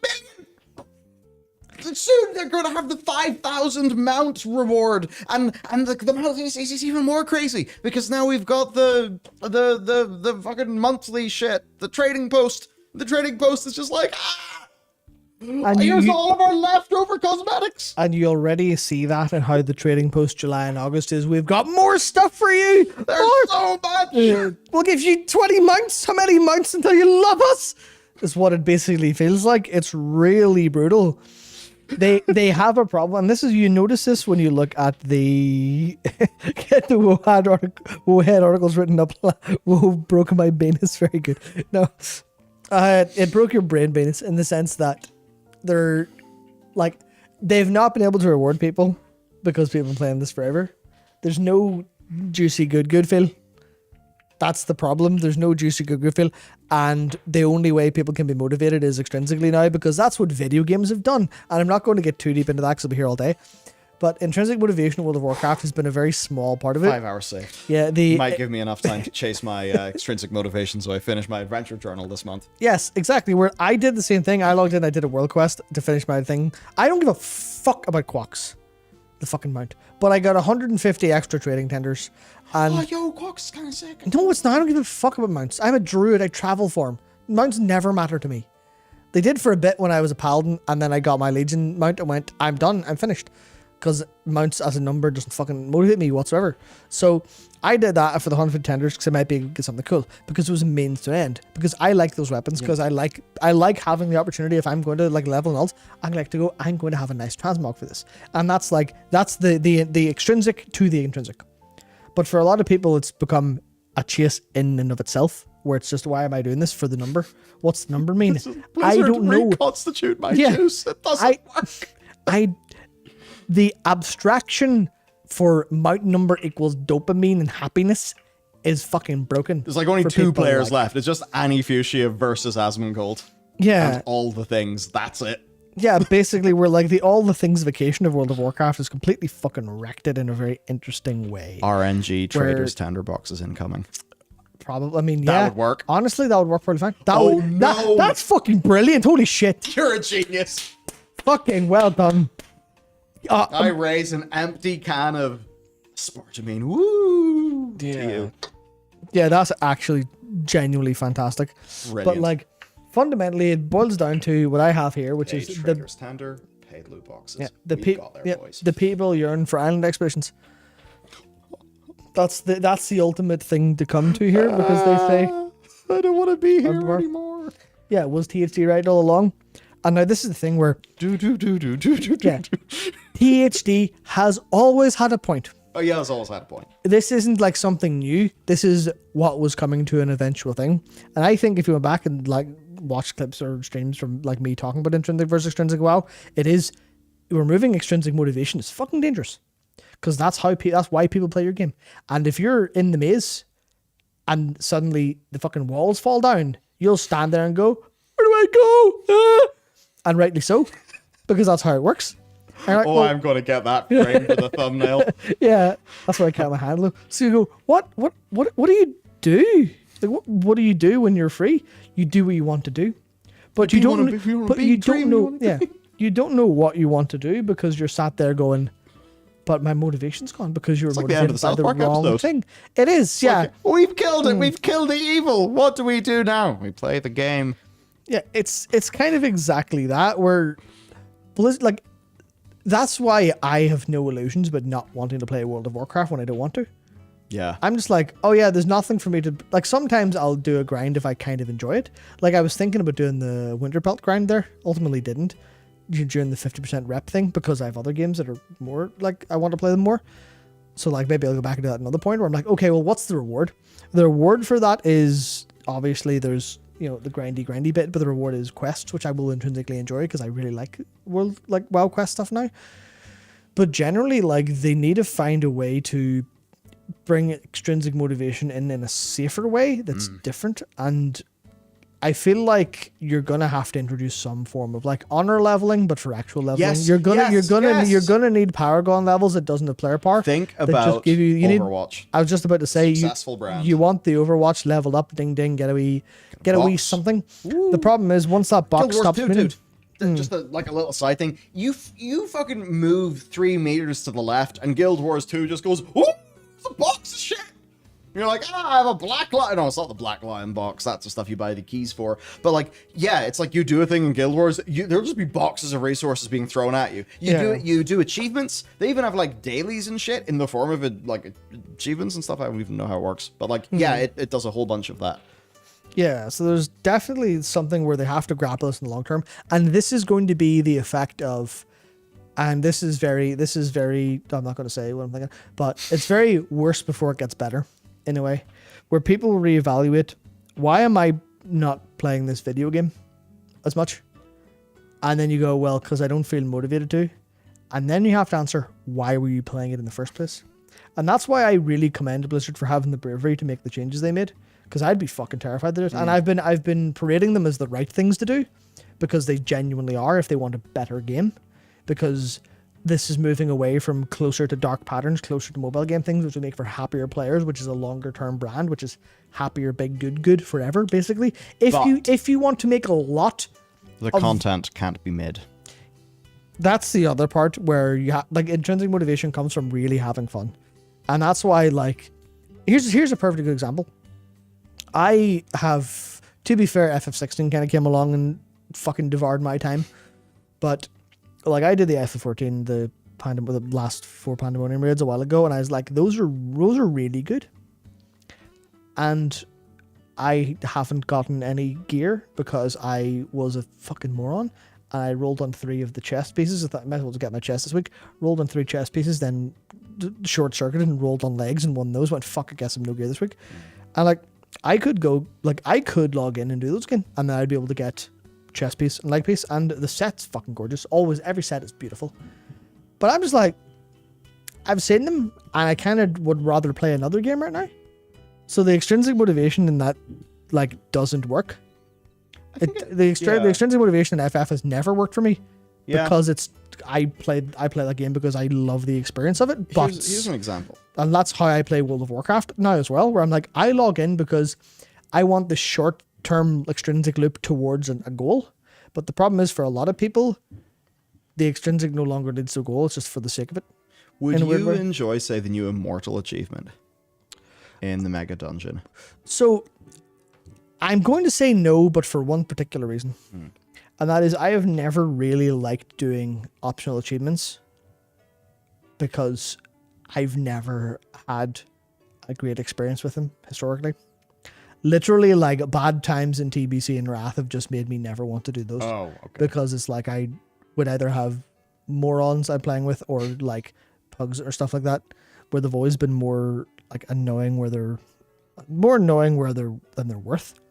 If I could get a group of like a couple of the best guildies, I would, like, if basically someone said, we're doing this, do you want to come in? I'd be like, fucking right, let's go. But I wouldn't go ahead and wait to do it. I would definitely enjoy the process. Okay. That specifically has a weird asterisk in my brain of...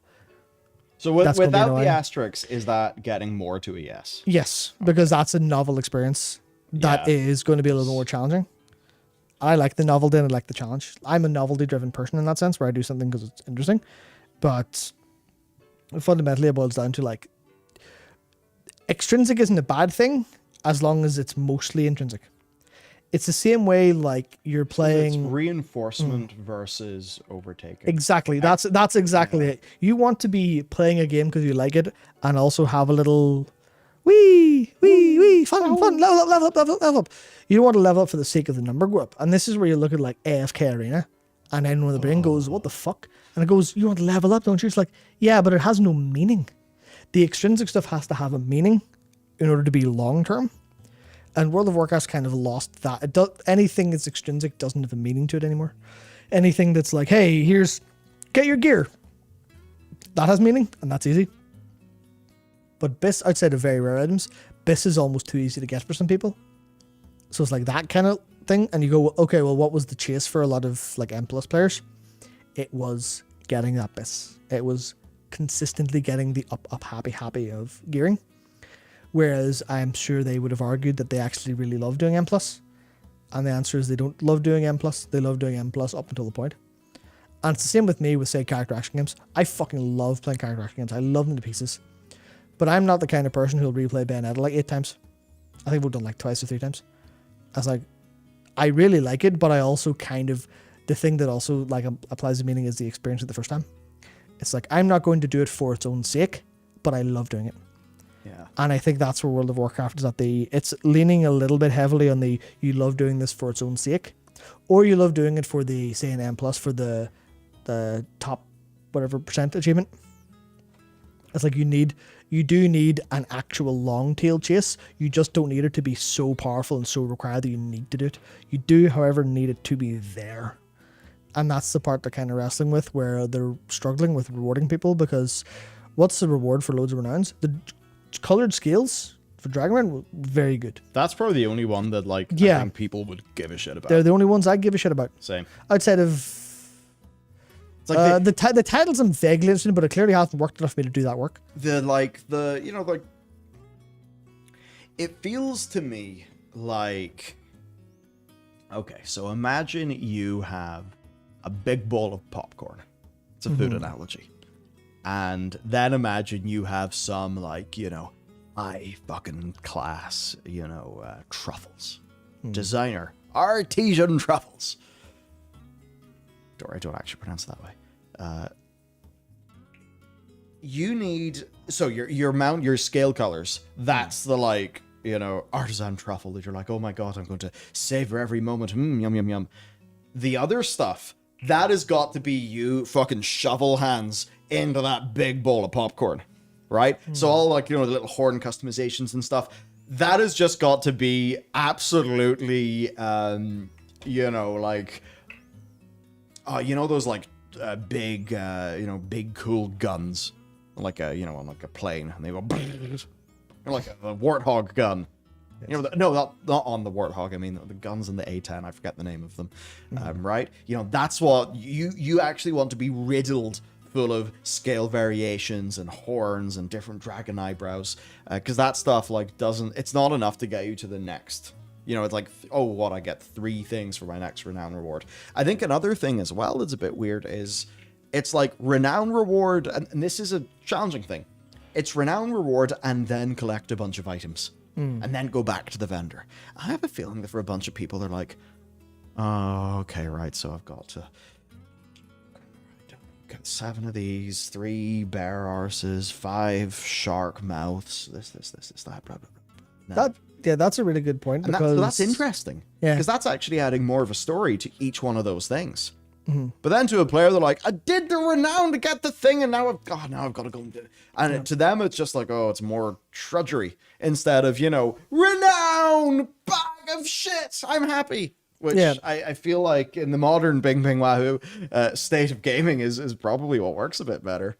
You do need a little bit of the Bing Bing Wahoo in controlled capacities to keep people going, because sugar it is to make the medicine go down effectively. But to me, what you said there about that is really interesting, because I want to, or rather, I have basically never bought anything that I didn't just pick on the first try, even though it's all there. And what that says to me is, I literally don't care enough to fly 2 feet to the Oxnard, especially when it's like from the dude in Valdraken. Same, yeah. It's like, I clearly don't care about those at all. Which is interesting. Why is that? It's kind of because I've picked a dragon that I like, because all the options look good. Some of it's like the same thing of when you're transmog, you're like, I've got a good transmog, I'm done now. I'm complete. I have no further goals, thank you. So why should I play your game if I don't have any further goals? And that's where I think like World Quest being really fucking boring, even though they're improving now. I do not more than Legion. I have a much better time doing World Quest now when I need to do them for some reason. I actually enjoy them a lot more. I no longer want to fucking throw my PC out the window like I did in Shadowlands or on BFA. Oh yeah. BFA wasn't too bad, mostly because I did most of them later when I could fucking nuke them into the oblivion. With like just walk up and use a Heart of Azeroth ability and it's game over. So, but like macro things. It's what you were saying about the account-wide honor level. We need, and I don't know if this is an account-wide thing or something, but you know, even having like a system for account-wide rewards. There's a thing in SWTOR called Legacies. It's the idea that like your characters are in some sort of, you know, vague family or some shit. But basically it just works to have, you know, account-wide rewards and you know, sort of shit like that. Like a good example is those PvP rewards for honor. It's like, well, who the fuck cares about grinding up honor now? Whereas back when they had that, and I think they still do up to a point, right? Yeah. But the honor grind is so slow. It is so slow for those. It's not rewarding for your time. Like, yeah, it's not rewarding for your time. It's more something you'll accidentally do while you play. So I absolutely feel like they need to jazz that up for PvP more. They probably need something like that for you know, for PvE, and perhaps even within the context of a season. You know, I don't want to talk about, you know, purely just mounts and stuff, because as we've covered, like, you know, they're not particularly fun. I suppose some sort of PvE. Either you do it as like a PvE track, or just something where, you know, it's like Overwatch account wide, or the Overwatch account XP, or the account level, where you just kind of like repeatedly get things as you play. Yeah. Because then at least like, I suppose then it's those additional layers of reinforcement. It means like, regardless of your, you know, maybe leveling a character up or doing this or doing that, like you're always filling up that bar. It's just the what there, because if that what involves power, then things get a lot more tricky. If it is to involve power, I think it's got to exist more on a per patch basis. It's got to be like quite tightly scoped and bounded, which they have been experimenting with. The likes of the Paracausal Fragments that are coming up, some of the unique items that are coming up, the Onyx Amulet. You know, maybe something like that, but maybe conceive of it as more of a little like mini artifact weapon. But then the problem is, anytime they do that, like they can't make things work on a per class basis. There's only so much interesting stuff they can do. So it is quite hard overall. Yeah, there's something there. I think it's escaped me, but it was sort of, I don't really know how to put it. I think it's ultimately just that they need to be very careful and measure this effectively with what they do, because clearly people don't feel rewarded, but you have to reward people in ways that's actually interesting and speak to a wider fantasy. And that's where I imagine they might need to do, like, here's an example. Artifact weapons. Except they are basically, you know, the way there were the two stages of the artifact weapons appearance wise, where after you did all the quests for your class, you got the better version. You basically just need a load of those. You need a load of FF14's artifact weapons. More or less. I think that would be one of the better moves they could do, where it's something you have to work towards to upgrade. I think people need more chase things that are special feeling. Not special unique, but special fucking good. Fucking the game convinces you they're worth your time doing. I like long haul grinds, stuff like that, I think. Because like the trading post is fine, but the trading post fell into, and this is annoying because again it falls into the more doing content you don't want to for reward. You probably don't really want that much. Where the trading post is basically free if you play the game. Like, it's just, if you play the game regularly, it's free. Yeah. Like, even I had to go out of my way to do one world quest to finish it. I feel like a renowned V2. Yeah. Definitely a renowned V2 is what they need. Like, they need to, I think, change up how that renowned experience feels. I get the idea that they've got there. I think, you know, it's like, so a good idea with renown is that it's every like 2,500 rep, right? That it is a bit quicker, so you know you actually feel like you can go up the renown levels fairly quickly if you apply some effort to it. I think that bit's good. They need to change up the structure of those rewards, I think, and maybe make those Paragon boxes feel a little bit more, spicy good. Maybe those Paragon boxes can have some sort of like token in them, a bit like those FF14 like gear tokens. I don't not literally that, but just the idea of like, you're always you're getting your sort of random reinforcement with whatever's inside the box, but then that's also backed up by some sort of token that's it's like useful that you can accrue. I don't know. I just feel like that's like Overwatch is just here's your coins plus also your thing. Like here's your thing with your backup being coins. That's like the king of random variants. It's just how do they fit this in a way that actually feels not like it's leaning too heavily in the variants like they have before, like I was pointed out by Miko there with the mounts being in Paragon boxes. That probably drove a lot of playtime in Legion, but also drove a lot of people to fucking madness. If you're going because to you kept doing that, have it so that the Paragon boxes all drop a token. Yeah, and if you have 5 tokens, you can get a mount. So it's like if you happen to get the mount from the box, you're like, oh, sweet. Yeah. I will get to my goal faster. I always knew I was going to get to my goal. It's like here's another upgrade. Imagine if every let's just say there's a 1% chance when you're doing Netherwing that the eggs that you loot, it's a special golden egg and it gives you like 3,000 rep. That would be like, oh, okay, cool. This will be faster. I was always going to get to my goal. I now feel a bit more motivated because I'll get there a bit faster.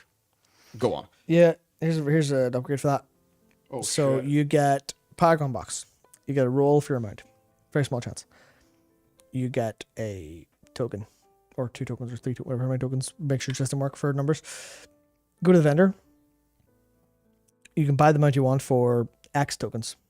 Say your example, you get 1 token per box. You need 5 boxes. That's quite a lot, like overall. And you can buy the amount for 5 tokens. Or you can buy a random amount from the selection for 3 tokens.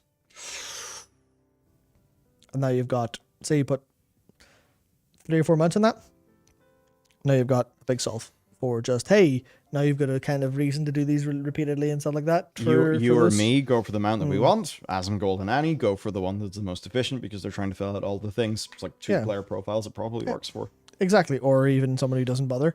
You get them just enough here and there. You go, bing, it's sorted, sweet, very good. Very good. And there's probably a case there where like they should probably have like a generic currency that you can turn into rep tokens. Where like, why am I not getting? Why can I not make my renowns go up by rating? I think as well. But that's a weird thing because you get into limited weekly sources and stuff when it comes to that. You can be like, oh, you want to get your rounds up as fast as possible? Well, you better raid every week. And then that's kind of awkward. But I still feel like there's probably a case of like, there's stuff you should do specifically. Like worked for the Obsidian Citadel and worked for the Cobalt Assembly, where you go do this thing. Same with the Winter Palace, you go, I'm going to go do this thing for this reward. That's fantastic. We also kind of need like, I think a generic, everything you do makes you feel happy. And they did some of that with Renown. And I was like, they tried that with Anima, but they kind of botched the implementation, I think. And they did it with Artifact Power. And they did it with Artifact Power again. Sorry, Azerite Power. So it's kind of, sometimes it's been botched, but the fundamental idea of you do a thing and you do a thing for a reason always works. It's why Diablo works so well, because no matter what the fuck you do, you're getting XP. And if you want to grind, you'll go do your Nightmare Dungeons now, because they've been upgraded, to get your most efficient XP. But if you want to do something else, you go do something else. It's that kind of like always rewarding thing that seems to have worked historically for Blizzard. It's always worked. If it's something that can drop a sacred, it can probably drop gear, that'll be relevant to you. So nothing feels overtly bad.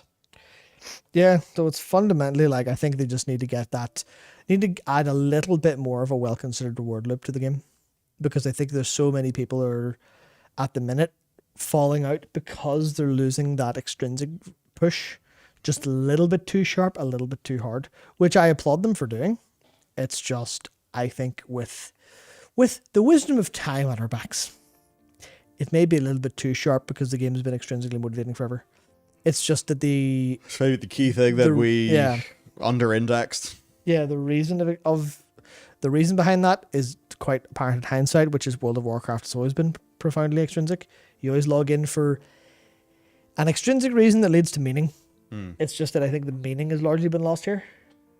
There's no and this is awkward because you go, well, there's no gameplay. There's no gameplay that is locked behind an extrinsic, like a grind. And that's good. But it's also bad. Yeah. There are sacrifices for this. It's just something maybe that they are willing to try and willing to like iterate on to fix going forward. Maybe their data will show it's actually fine.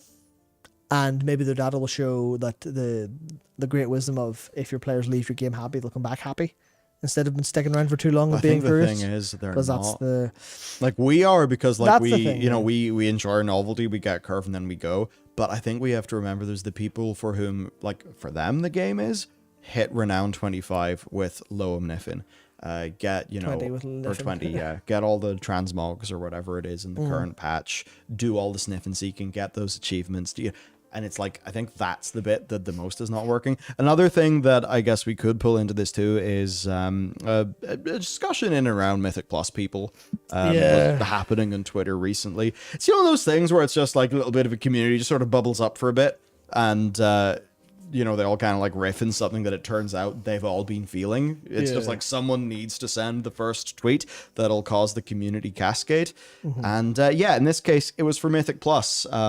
Was it maybe Meg who I think this kicked it off, and you know, going through like plenty of people there, like, you know, PvP or sorry, Mythic Plus streamers and that sort of thing, and yeah, people just being like, dungeons don't feel good, not enough tuning, don't feel motivated.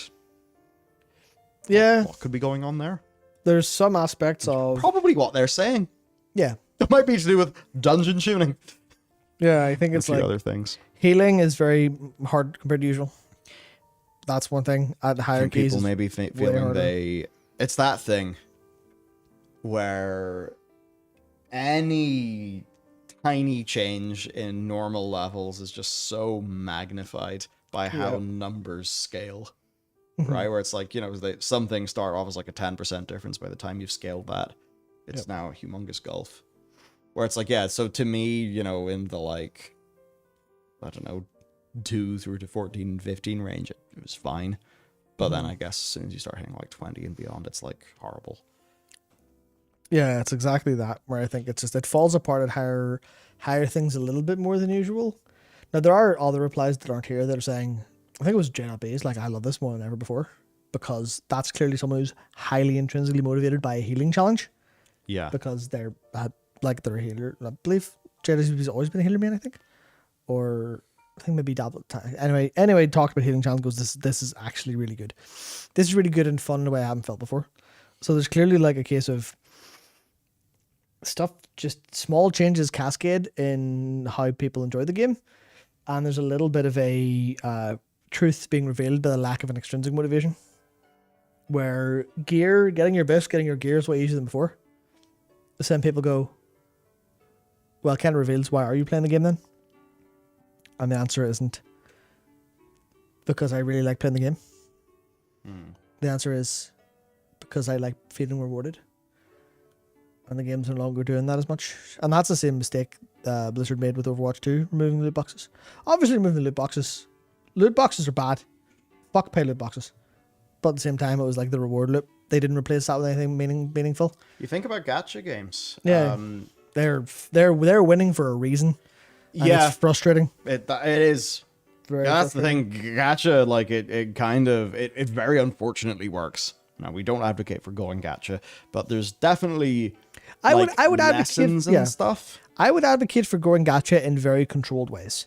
As an example, specifically not paid. The box that I talked about there is gacha. Yeah. The quantum items that are going to drop from the end of because I think currently on the PTR, the Dawn Infinite Last Boss gives everyone a quantum item. Which then so it is now a guaranteed weekly. Not the mount. That's a very rare item. Oh, but the gear item that gives you a random appearance from that set. That is smart move. That's like guaranteed now. So that's a gacha rule because people love random, like variable rewards. So I think doing that in a way that doesn't force people into it and kind of doesn't take away from the intrinsicness, doesn't put people in the fucking Skinner box, but has some. Humans are rewarded by casino behavior. So you put a very controlled amount of casino behavior in your game and let people engage with that to a controlled degree, you're likely going to be fine. The issue is that you're going to lose to play to games that go full casino. But I guess the answer has to be, do you want to make a game that makes all of the money in the known universe and sucks ass, or do you rather make a game that makes a lot of money and is quite good?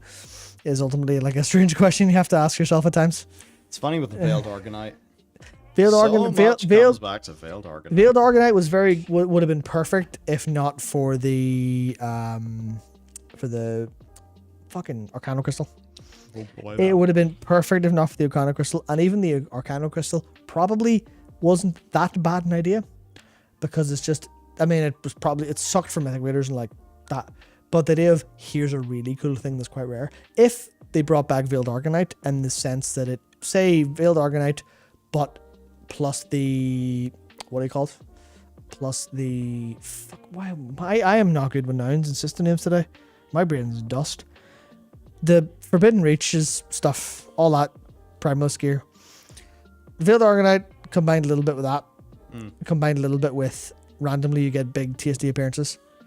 Like you roll your gacha chest, and your gacha chest can just be not mythic level gear wise, but can just look like the mythic one.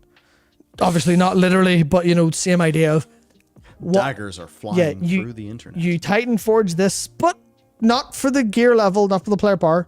You Titan Forge it for an appearance. There's a billion problems with that, but it's fundamentally like what do players care about? How do you give them that in a way that's a viable reward that doesn't completely make them want to scream? And I think it does boil a little bit back down to the bad luck protection and the chase item. Fucking, there you go. That's all you really need. That's all you need for it to work, I think. It's fundamentally the, like, yeah, that's Amigo T puts it down in a very, very clear way. What's hard is balancing a reward that feels good to acquire without forcing the player to do the content. Like, what is a push and not a shove, effectively? Yeah. And World of Warcraft went, well, we won't shove anyone anymore, and they kind of stopped pushing a little bit. They did try to push for the renown stuff, but I think some of that's fallen flat on a lot of players, just because they're not particularly rewarding, because there's only so many items you can give a shit about. And that's even like I've encountered that in every like longer term game, where I just hit something, I go, I'm fine with this. I don't care how I look beyond this. It's like even in a game like Diablo, I'd never care about what I look like, so I'm never going to buy a cosmetic. I'm never going to go for something like appearance wise. I don't even care about my power that much. I'm just like, am I having fun? Not really. Yeah. Okay, I'm going to stop now. That's the funny thing. There's a video coming up I need to finish over the weekend about things to do if you're bored in World of Warcraft. Yeah. And so much of that is just a video that's saying, hey, there's a few things that are fun. Have you got the Nightmare mount? Because Lucid that Nightmare. Is a... What? The Lucid Nightmare. Oh, sorry. Yes, the Lucid Nightmare mount. That is a crazy-ass thing, right? Doing that big maze. Have you done the Deaths of Chromie? That is really fun and well-designed. A few things like that, where it's like... people aren't aware they exist. People don't know the carrot, but they're really fun if you do them. Yeah. It's very awkward. Just having to be like, all right, so maybe pulling all the extrinsic stuff out by the roots did some damage. Not that they literally did that, but we always knew it was going to do some. Yeah, it's just now we have to deal with that. Basically, now we have to go, well, that happened. What do we do about this massive hole in the ground? Okay, we'll fill it in some capacity. Which isn't to say that it's it's not easy, but it's not super challenging. It just takes a couple more iterations and attempts to do. In the same way that they need to try and use our like cavern style, because this one seemingly failed anyway. Yeah, it's a little bit like they need to just iterate and kind of go, okay, well, let's figure this stuff out, because there's clearly stuff that they're figuring out very well, like the reward design in the game for like items. Items are fucking cool, man. They are. It's just acquisition's a little bit frustrating. Again, it's the same problem, right? A lot of the items that are in Abris are fucking sick. They're super cool. And then you go, well, they're strong as well as cool. Now acquisition's a problem. Now you can't have a chase item because it's an MMO. In the same way people complain about the Diablo 4 chase items a little bit. You're like, well, what's the point of these chase items if you can't earn them? It's like, it's a fun, exciting thing that if you get it, you're better off. And that's not even an MMO. Obviously, it's got MMO elements, but it's a single-player game, effectively. I'd say, group game stuff. It's like a thing where your power doesn't matter to anyone except you. Especially, unless you're, leaderboard-based, but, fuck, who gives a shit? Or, but people are like, but I want that. And you're like, but it's just a cool thing for you to have. You're not supposed to have it. It's just cool. You're supposed to be excited if you get it. And then it goes, but I want it. And you're like, we are literally at an impasse. Yeah. We're quite literally at an impasse of where does game design go with extrinsic rewards? How long will it take before... I'm not going to bring up your analogy because the tone has dropped a little bit here. But, how much are people desensitized to feeling rewarded? And how far is that going to go? It's like, I even thought about this in terms of FF16, where everything was super fucking insane. It's some of the biggest scale I've ever felt in the game. And then I kind of felt, in the middle of the game, I was like, I feel like I've been desensitized to how fucking huge everything is. God damn. Yeah. And that was within the course of one, 40, 50-hour experience. I'm like, damn. One of the reasons I advocate for player housing, I know it won't work for everybody, but also, mounts don't work for everybody. Yeah. That's why, so player housing, guild housing, that kind of thing, because that gives Blizzard more buckets of reward. Exactly. And I think the thing that you need to do... and a lot of meaning behind it because of self-expression.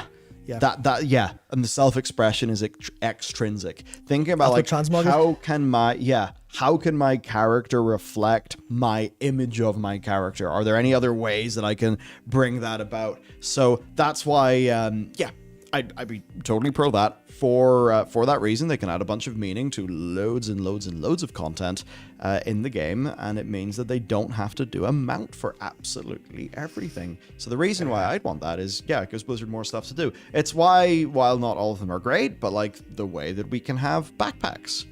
That's a new sort of category of thing in the game. So really for me, it's if we want player expression... I'm just thinking about what are the new categories of thing. Even stuff different. And I know it's kind of weird because of are we using UI mods or not? Thinking about even the adventure plates in FF, they're pretty cool. Some people just enjoy decking out their adventure plate. I wonder. So player housing's the obvious one. Maybe you want a little airship to be your base. You can fly it around to a different continent or whatever, and it could have a parking space in each zone, and you could upgrade your airship, make it a bit bigger, make it a bit better, make it have some fuck it, whatever. You get my drift, right? It's categories of thing that a player can find to be rewarding, and I guess we maybe think about that for us as humans. So what do you got? You've got clothes. You've got jewelry, you've got your shoes, you've got, how you deck out your space. For some people, they've got their EDC, where all the Americans or all the non-Americans are I think this keyring's nice, it keeps my things organized, and then the Americans are here is 5 perfectly aesthetic guns all holstered onto my person with cool clips. And then we're just yeah, damn. Yeah, people who wear pins and stuff like that. Yeah, and it's how do we get that in WoW? I'm not saying that it's every time you defeat a monster in WoW, you unlock a trading card for it. We're getting to the stage where we're just inventing shit. But maybe you have a lore guide, and as you do things in the game, you unlock all the different pages of the lore guide. Or there's a bestiary. That is so good. Yeah, there's a bestiary, right? Oh my god! As you fight beasts, so there's a per zone bestiary. You kill or whatever a beast. It ticks it off in the bestiary, and maybe there's the Beastie Boys. Maybe the Beastie Boys are in the game, and you get different rewards from the Beastie Boys whenever you fill out your thing, and a player can be yes, I am the Beast Master of the Azure Span. Great. Right? That's honestly just what I'm thinking. The dragon riding races are a good example of that. Okay, what more? Just content. Make more content. Easy clap. Easy clap. Yeah, but it's that. I don't want to say do that instead. Well, if we're just going to do another Zarlat Cavern and another Zarlat Cavern followed by another Zarlat Cavern, would it not make sense to not supersede everything in the game so rapidly, to make the new thing a bit more focused and unique. Or like to actually stand out a bit more. Like build laterally, like? Yeah. Why don't you do that and then free up some more design space to do something like your per zone bestiary? You know, maybe you have some rare beasts, or, you know, maybe you have a beast that it only comes out at night and the players have got to work that out for themselves. And then somebody screams at the WoW forums like, I don't want to log in to get that beast. And then Blizzard should be like, yeah, guess what? It's a living world, loser. Yeah. Gobble my chode, said the GM. You know, that would be fine to say, if not for... if not for you know, Blizzard's past drama. Yeah, I guess that's just what I'm thinking about. Like, what are the different things that a player can fill up, that a player can do? Why can you not just go and, like, here's lore master of the High Elves. You go and do all of the quests in the game that involve, like, the High Elves, like the pre-Night Elf, Highborn, all that stuff. And then you get High Elven spells you can shoot. Something like that. Bring back Lore Walker Cho. Yeah. And no, it's Chromie and Cho. No. Lore Walker Chromie. There we go. And it is just a new thing that's like, you know, experience the stories of Azeroth or whatever. And it's something where you do actually have to go from bottom to top. And you could actually play it out as like a linear campaign or something like that. And, you know, it scales them. It scales them so the mobs are like basically your level. And you get to go and do, say, the campaign of patch 5.1. And it's, I don't know, some abridged version thing.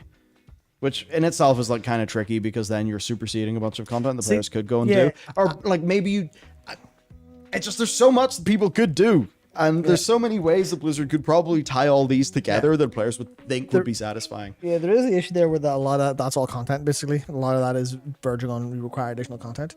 Whereas, like, if they want more rewards for existing content, they want you to do your fucking world quests and your renowns and stuff and your M+ and your raids, which is kind of where they're running into the problem. But they kind of actually just need to, like, basically add lateral directions to that and add a bit more context to them. Which ultimately is more, they maybe need to make less content but more content. Whoa. Because obviously more content is just make more content easy for it. And then you go, well, sorry, we need 8,000 developers and we need to charge you £200 a month for your subscription now. Well, that's maybe a bit more multiplicative content. Yeah, where they just kind of need to make some more drama. Some drama? Sorry, that was literally like, you know when you read something and the word goes into your brain? Oh, yeah. And you say it instead of the right thing? I think it is full. They just need to worry about what motivates players and think about it more. And sometimes that could be improve your, and this is what I think will happen with Raid and M+, improving it so the intrinsic motivation is stronger. Because there's definitely times where I'm like, man, if not for the fact that I'd rather play other games, I would very much enjoy World of Warcraft. Obviously, I'm a person who likes novelty, so me going and playing like fucking anything else is new is generally a better experience because that's how I work. And when new content drops, I really enjoy it. But then it's no longer new content. And I go, I'll go somewhere else, and I'm happy with that experience overall because I'm not thinking about my subscription worth in playtime. So I've never particularly felt that way about like buying games and stuff like that. But I think fundamentally it's like make sure there's enough extrinsic people that don't fuck off, and then continually pump making your game more intrinsically enjoyable, because that's where you get the fun. You get the fun where people like are thinking about the rewards but also thinking about the gameplay.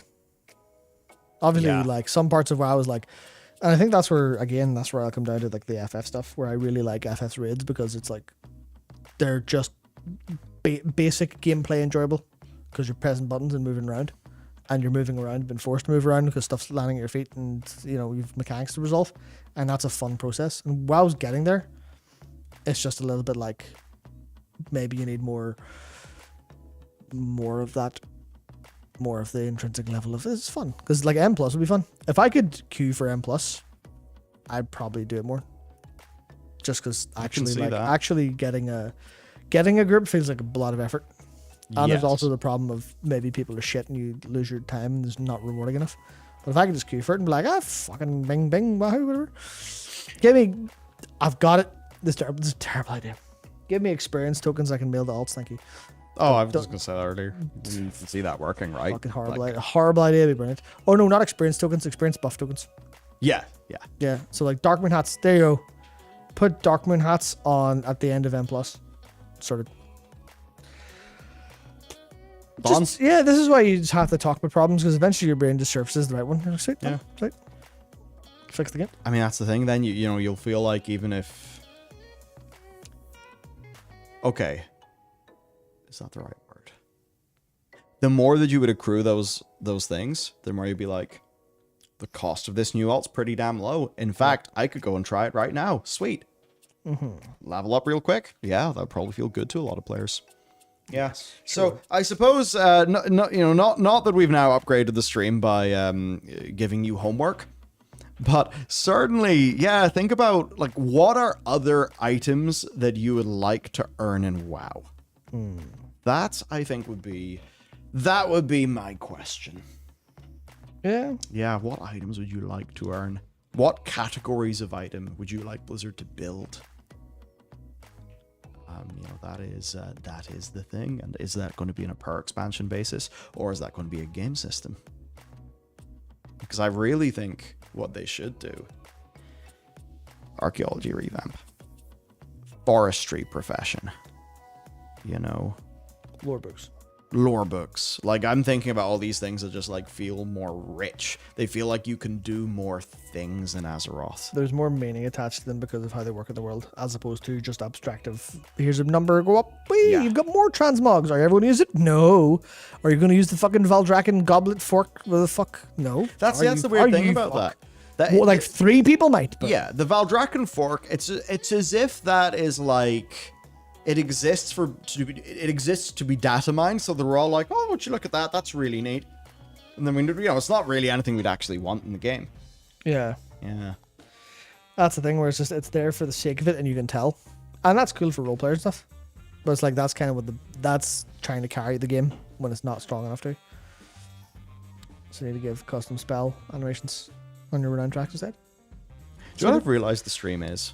Well, it's basically.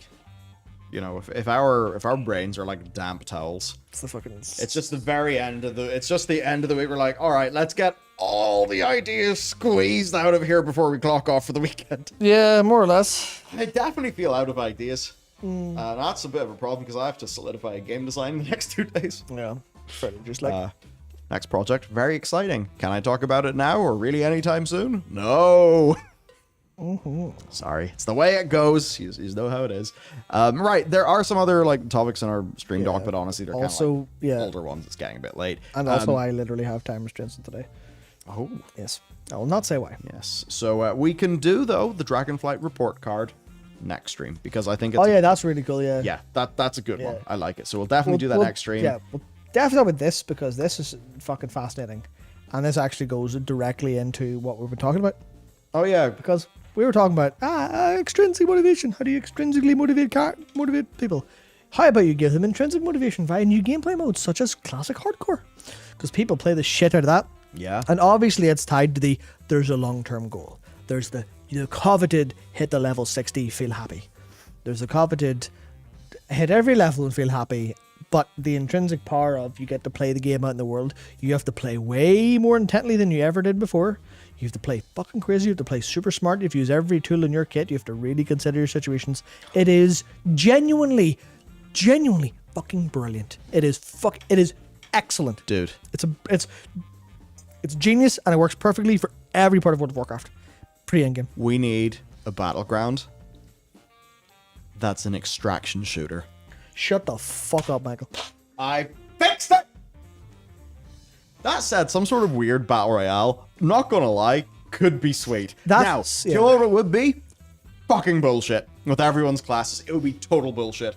Oh my god, that's what you do. Build your own class. It's a build your own class battle royale. Battle cry. Sorry, I've actually lost my mind. Everyone just fucking drops in. We call the mode Ascension WoW. And yeah, there we go. I'll take my check now, Blizzard. You guys stop sending them like in Mists of Pandaria. Where have they gone? Yeah. Yeah, I think like the hardcore is like I'm never going to play because the time sink's too heavy. But the fucking idea of it is like, if I had all the time in the world, I would love to. That would be super fun. I can imagine how much fun you'd have playing a mage or a rogue and anything except a warrior. I can imagine how much fun you'd have as a druid. Like the amount of freedom open to you at certain classes is incredible in general. So like, even something like that in hardcore. Imagine this. Fucking mad. We just create a new raid called the Torment Nexus. And we put you in it, and we shut the door, and we turn the game off. No, we create the Torment Nexus. And here's what the Torment Nexus is. Randomly grabs a boss. And it's just that boss. And it's like from the game's past. You just do it every week for loot. Yeah.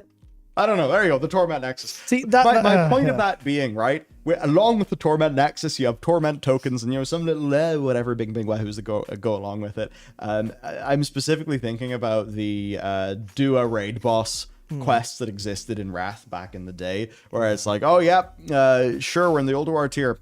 Here's a quest to go kill an Uberak. And people are like, fine, I'll do that. Sarth. Where's our little one boss raid? You know, where's like some of that spicy stuff? I mean, if you were to add in mid-patch a one boss raid that was like kind of cool, that would be a thing we go and do. That would be a reason to play. Maybe it would have some sort of cool item on it. And I have to imagine that for a team that routinely is making, you know, an 8 boss raid tier, 9 boss raid tier, 10 boss raid tier, probably isn't too much sweat off their back to go and have a little, you know, oh yeah, so every 6 months you get a big new raid, and then every 3 months in between those, you get a little, you know, one-off boss.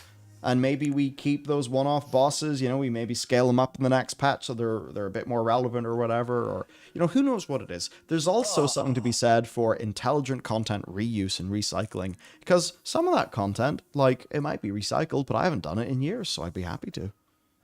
Fuck's sake. Oh, no. Oh, no. You know what World of Warcraft Dragonflight needs? It needs Torghast. But good. But good. The fucking most dangerous and true words ever. But good. Do you remember Torghast when it was like basically not even a video game? It was just the like, you had so much cocaine you pissed your pants and passed out. On beta before they made it bad, yeah. Yeah, I remember that was good, yeah. I remember being a mage and having to cast like 9 fucking spells in a row to activate the buff that gave me like double end, and I one-shot everything on the floor, and I had like infinite blinks, but I couldn't move. It blinked with no cooldown, but I couldn't move. I almost one-shot everything. That was crazy fun. And then the game went live and it was bad. But yeah, some sort of solo endgame is like the thing that I think they do need to literally have, like, because that's the intrinsic part as well, like where they need a mode that people are enjoying to play. And if that's not M+, because M+ is too much at the end, maybe it's like some challenge, but it literally like something is like, hey, just fucking have some fun. Imagine have like some roguelike fun shit in there. Like that's what hardcore does. Hardcore is roguelike hard fun. Obviously it's long term instead of like session based, but it's still the idea of here's an interesting game mode that makes you play the game differently. And I think that would be like, actually that would be something that like classic is big because of not just because of hardcore. Obviously classic era is back without hardcore in a big way too, because people are like meandering a little bit more. But I think it's like fundamentally the shit is you gotta have some gameplay experience is really good, and that's where like even me and a couple people brought a new player through FF and just did some like Palace of Dead stuff with them, and it was literally like we were fucking laughing our heads off just because it was dumb as hell, but it was just something different we could do, and it had no level restrictions because it was just like fuck it, yeah, you're new, let's go for the crack and unlock the other one. And we just had fun for a couple hours, blast through it. Like the thing wasn't particularly challenging, but we just had fun the whole time. You're happy. And it's like that's an extra little bit of side content that we were able to like just enjoy for the fun of it. Sure, there's like an unlock in it, and there's like some slight reward, but nothing meaningful. Like fuck it, it's fun. So, remember, like I used to enjoy that with Horrific Visions. Yeah. Like for me, it was annoying getting into the damn thing because you have to do boring content to get in. But once I was in, I was like, fucking hell, would you look at this? They were good. Like they had a good mastery. I know some people didn't like them, but that's fine. Not everything has to be for everyone. But they had a good mastery loop. I felt like, oh fuck, look at this. I'm learning more and more, and I'm getting better at this. I thought, like honestly, like Horrific Visions are way more fun than Torghast. They're way better because they were more tightly designed. They knew what they needed to do. Yeah, and obviously I think like the Scare Vaults are kind of like that, but they're not combat challenging. They're like kind of just cool things for you to think through, and that maybe work for them better overall because I think maybe people don't want hard stuff because the average World of Warcraft player is not very good at the game. So maybe there's a little bit of that that's like keeping them back from doing that. But more stuff like Scare Vaults, more stuff like the horrific visions without the frustration from failure. More stuff like the island expeditions, except they're not extremely fucking boring. Even like why is there not a longer version of island expeditions? Like so, you're on this island for half an hour. It's a lot bigger. Have fun. Like, remember September. Oh my god! Remember. Yes, the PvP stuff. That's PvE. The new bots, the smart bots that they have. Like in Comp Stomp, oh yeah, like in the Island Expeditions. Yeah. It's like, shit, man, that is the most underused stuff. Withered Army training too, yeah, exactly. All of these things. Why are all of these things not in the fucking game? Yeah, it's just like, content, please, actually. Yeah. Yeah. Damn. Yeah, so I suppose we've probably worked out a lot of things. It's just like, hey, features. And I guess then it is how we sidestep the things that historically torpedoed similar attempts. Yeah, how do we do it to put it good? I suppose the answer there is a tighter design, a more fixed player power loop, and something along the lines of doing it makes you better and doing it makes you want to do it, which Torghast got a little bit of when it had its upgrades. Like, imagine if Torghast was something that dropped gear. And, you know, maybe Blizzard could just say, fuck it, it's Torghast gear. It's got a lower item level anywhere else. Whatever. But for a regular-ass player, they could be like, yeah, go, Torghast, I want to do more. As they get stronger, they get more gear from doing their Torghast. And it actually feels like I'm doing Torghast to get more powerful in Torghast because I like doing Torghast while I pursue other rewards inside Torghast. And it's all good. Rather than players just being like, I've been forced in here against my will because I need some cinders. Which is how they did it. And it's like, Horrific Visions, while they were giving you some gear, it felt good to go into Horrific Vision and get some gear. I'm trying to remember. Did I like Horrific Visions for gear? Or did I like? I think I liked them because I thought they were fun. Oh yeah, like that's mainly the reason as it should. I think it must. Was there also some reward? Also some fuck. There's a few. Was there Azerite powers in them, or is that the different patch? Is that the wrong patch? I think there was some Azerite powers in them. Yeah, I think that might be why I did them, but I actually remember like having fun with the master of them. Man, the game needs more content. Yeah, I mean, I think we've actually more intrinsic content and rewards that's like the two-pronged approach. It needs more things people can play and have fun with, because it kind of lacks that. Because that's a good point. There's nothing you can do solo that's fun. The only thing you can do solo is fucking grind. Why have we not twigged this on? The only thing you can have fun in the game with is multiplayer, because everything you do by yourself is fucking nothing. It's all just shit. Unlike classic hardcore, where you can play by yourself for 20 billion hours, and if you play with anyone else, you get shot in real life. Not in the real classic hardcore, and that you're allowed to. You're only shot friends. in Minecraft. Yeah. Oh no, they're onto you. They're onto that. Did you know in the FTC versus Microsoft, there's a footnote saying in Minecraft is like the FBI know. The FBI know, and I have to say in Roblox now. Roblox, Maple Story. In Maple Story, nah, surreal. Shit. They'll know you're old. They'll know you're too old to. Oh yeah, like if you say Habbo Hotel, the SWAT team have already breached your window by the final syllable. Yeah, for a variety of fucking reasons.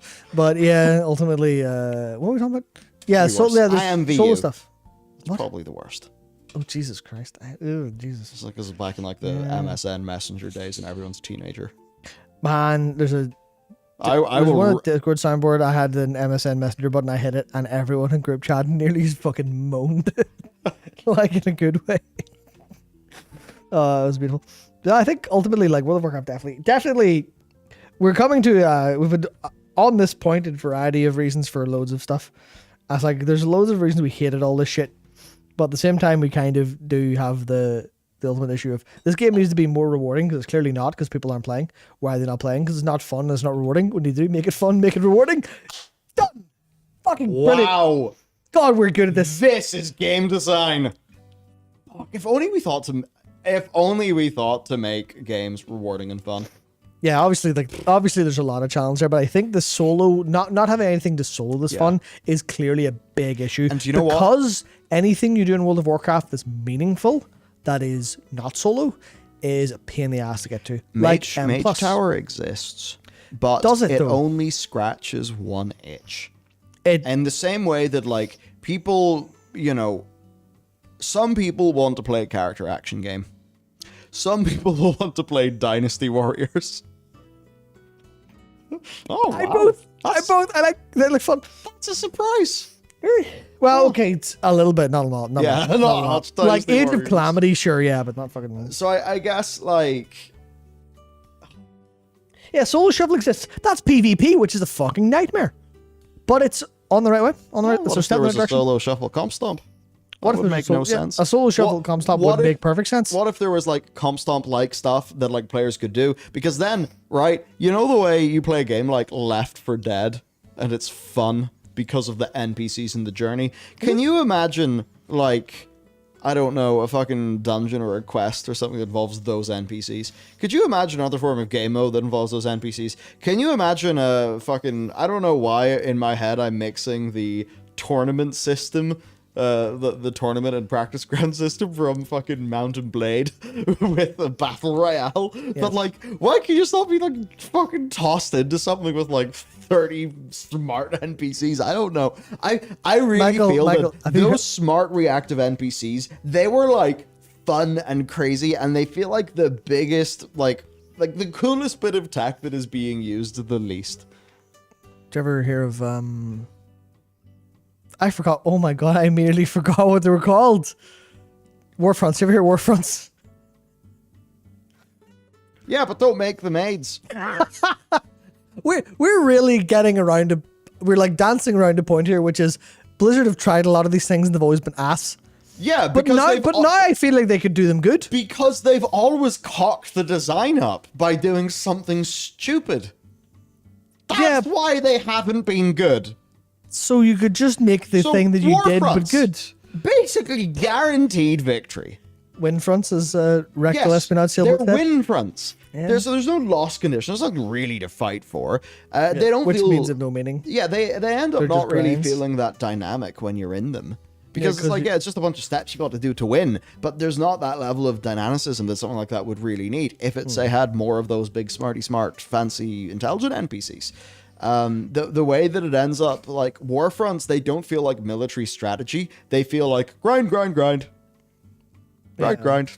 Because, like, the way that they work is, like, their tuning is more about, like, overwhelming with numbers and how those numbers scale up to be bigger than the numbers that you're fighting. Which, I mean, in a way, like, yeah, that's how you win a macro game in an RTS. But, that aside, there's probably a version of that is, like, a bit smaller and more fun.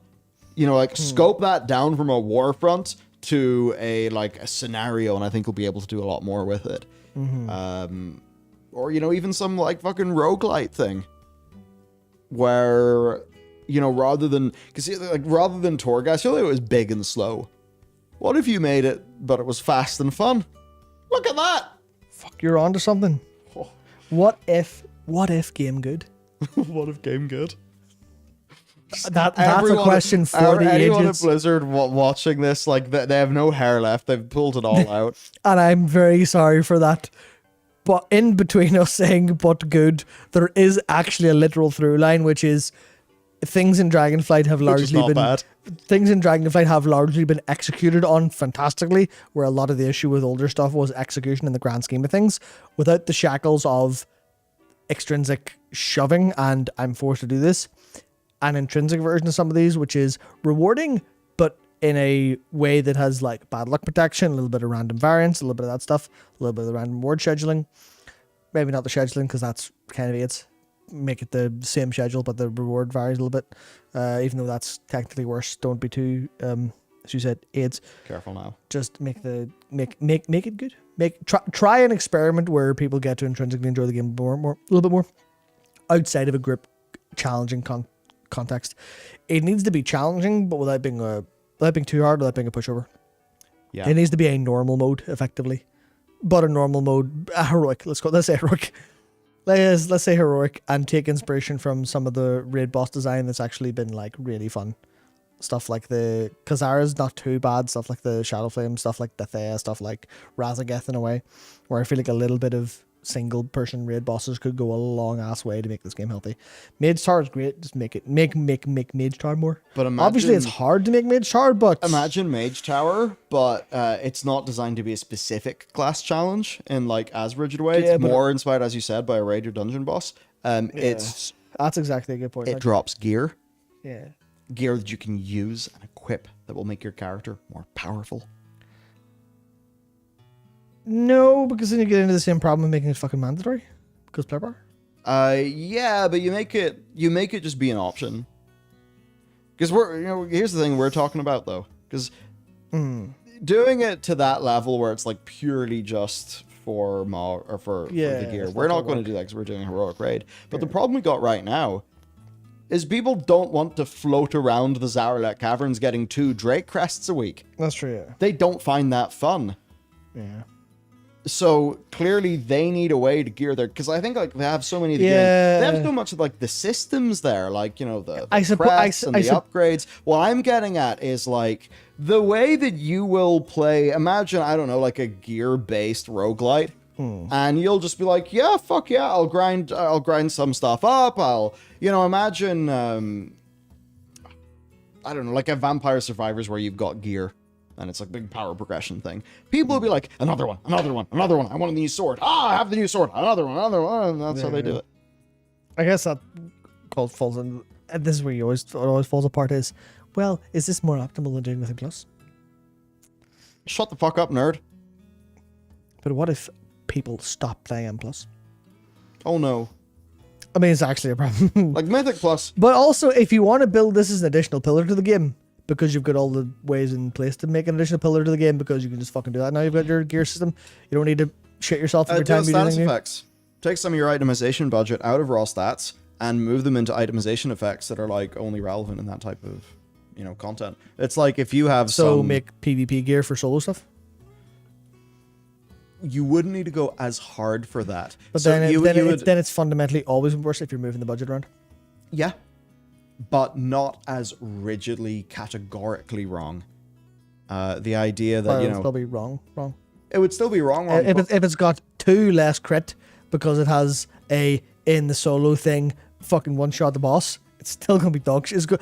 You see someone wear that Mythic Plus and kick them from the group. Yeah, but for the solo player, like they're still getting power. They're still growing their character. They could still hop into a Mythic Plus dungeon and do better than if they didn't get that gear. Maybe some of those effects wouldn't work. I don't know. It's like you get it there to the point where like, yeah, it's functional in the same way a Mythic Raider will have an easier time starting off in PvP, but they'll absolutely want to get PvP gear. Yeah, that's true. So it's like, I'm not exactly sure, or like have all the answers, but well, it turns out if you have answers, you're wrong anyway. Oh, good. Yeah, no, was it Bill Hader's his name? The writer, man. I recently did a thing about or was talking somewhere and said people are really good at even peers and stuff are very, very good at identifying problems with what you're talking about, but they're fucking terrible at giving solutions. Oh, yes. Their solutions are always wrong. All they have to do, there's maybe some wisdom there, and then loads of game devs are like, this is like being a game dev. It's the same thing where you're like, that's really shit, and they're right there, but as soon as they say, here's how to fix it, they're talking out their ass. Or they're completely wrong all the time. And I'm like, it's us. It's just always the negative side effects of stuff. Yeah, that's a part that always gets them in the worst possible way, I think. But we have an answer to make solo gameplay good forehead. For that, I think it's really the 4-head. It is. It sells it, doesn't it? If we get to the 5-head or the 6-head, get those bigger. Yeah. So make the head bigger. Just game design harder, easy. Just treat it like it's Food Wars, like it's a shonen anime. The louder you scream after a training montage, the better your game will be. Precisely. that's it. So it's 10:15. It is 10:15. We should probably go somewhere. Yeah, I want to go to Tesco. Yeah, I want to go to Tesco and get some beverage and then go home. Yeah. And then not play FF16. I am going to finish my adventure journal. Play David the Diver. Yes, go. Then I'm going to scream internally as it's like, it's 1:30 and I've been really good at going to bed on time. Fuck, I need to go to bed on time. And I'll just be like really angry because I'll just be lying in bed thinking about Dave the Diver. Dave the Diver, some point. It's a good game. It's a really good game. It's like a 97 in Steam with like 13,000 reviews. Like, how do you get a game to be that positive? And it's like it's a game that has some UX issues, has like 1 or 2 pacing issues and stuff. But I think the thing that matters is the core thing works so well. It's a 97. Yep. That's the thing to focus on, not a perfectly polished thing that's boring, which I think is what AAA causes us to over-index. And that's why indies can be strong. And on that bombshell, bye. Yes. we're going to go. Have a great weekend. There is content coming out on the WoW channel. News tomorrow, and I think Voker on Sunday. Yes. Patrons and channel members, we did put up Return to Lordaeron. I did have to pull it down though because the audio is desynced after 1 minute and 47 seconds, so it basically breaks the whole video. Grim. I don't know if I can get that fixed before Monday. Yes, we will yes, see. Other things, it is the last month if you are interested in our June loot over on Patreon, where the early access videos, many exclusive podcasts that Matt and Jared have been doing, where all that is. And also, because you know what they say, if you have too many calls to action, they'll actually take away from each other. This is more housekeeping. The final bit of housekeeping is The Pale Beyond is currently 20% off on Steam. The funny thing is, we had done like, it was whatever our deal was ending on the 29th. It went from like, I don't know, sometime earlier this month up to the 29th. And I was like, so I said in the news channel, hey everyone, right, it's the last day of our 20% off sale. Imagine my surprise when the next day on the 30th, I go to Steam and we're still on sale. No. Then I'm like, liar. Fuck, I've actually literally FOMO lied to everybody. Turns out we are a part of the Steam summer sale, and I didn't open the message from our publisher. Whoops. So yeah, the game's actually 20% off until the end of the Steam summer sale. Go buy, go buy Billy Bond. I was about to shill other games. No, none of that. You can buy Dave the Diver too. It's 10% off with this launch discount. And I'd feel better saying that. It is made by Nexon Corporation, which is the most insane thing. Turns out Nexon have an indie arm, and their indie arm are just sitting here making true indie games. Meanwhile, Nexon be Nexoning. Yes. Craziness. So yeah, fund the next Maple story by playing Dave the Diver. Indeed. It's very good, and it doesn't make fun of weebs that much. They are them, so it's fine, I think. Yeah. Anyway, it's a good setup. Yes. Anyway, we will go now because I actually have to go now. So let me farewell. Let me figure out how to do the stream to the ending that feels good. Can you click the go button? Can I click the buy button? I think I can. In that case, goodbye.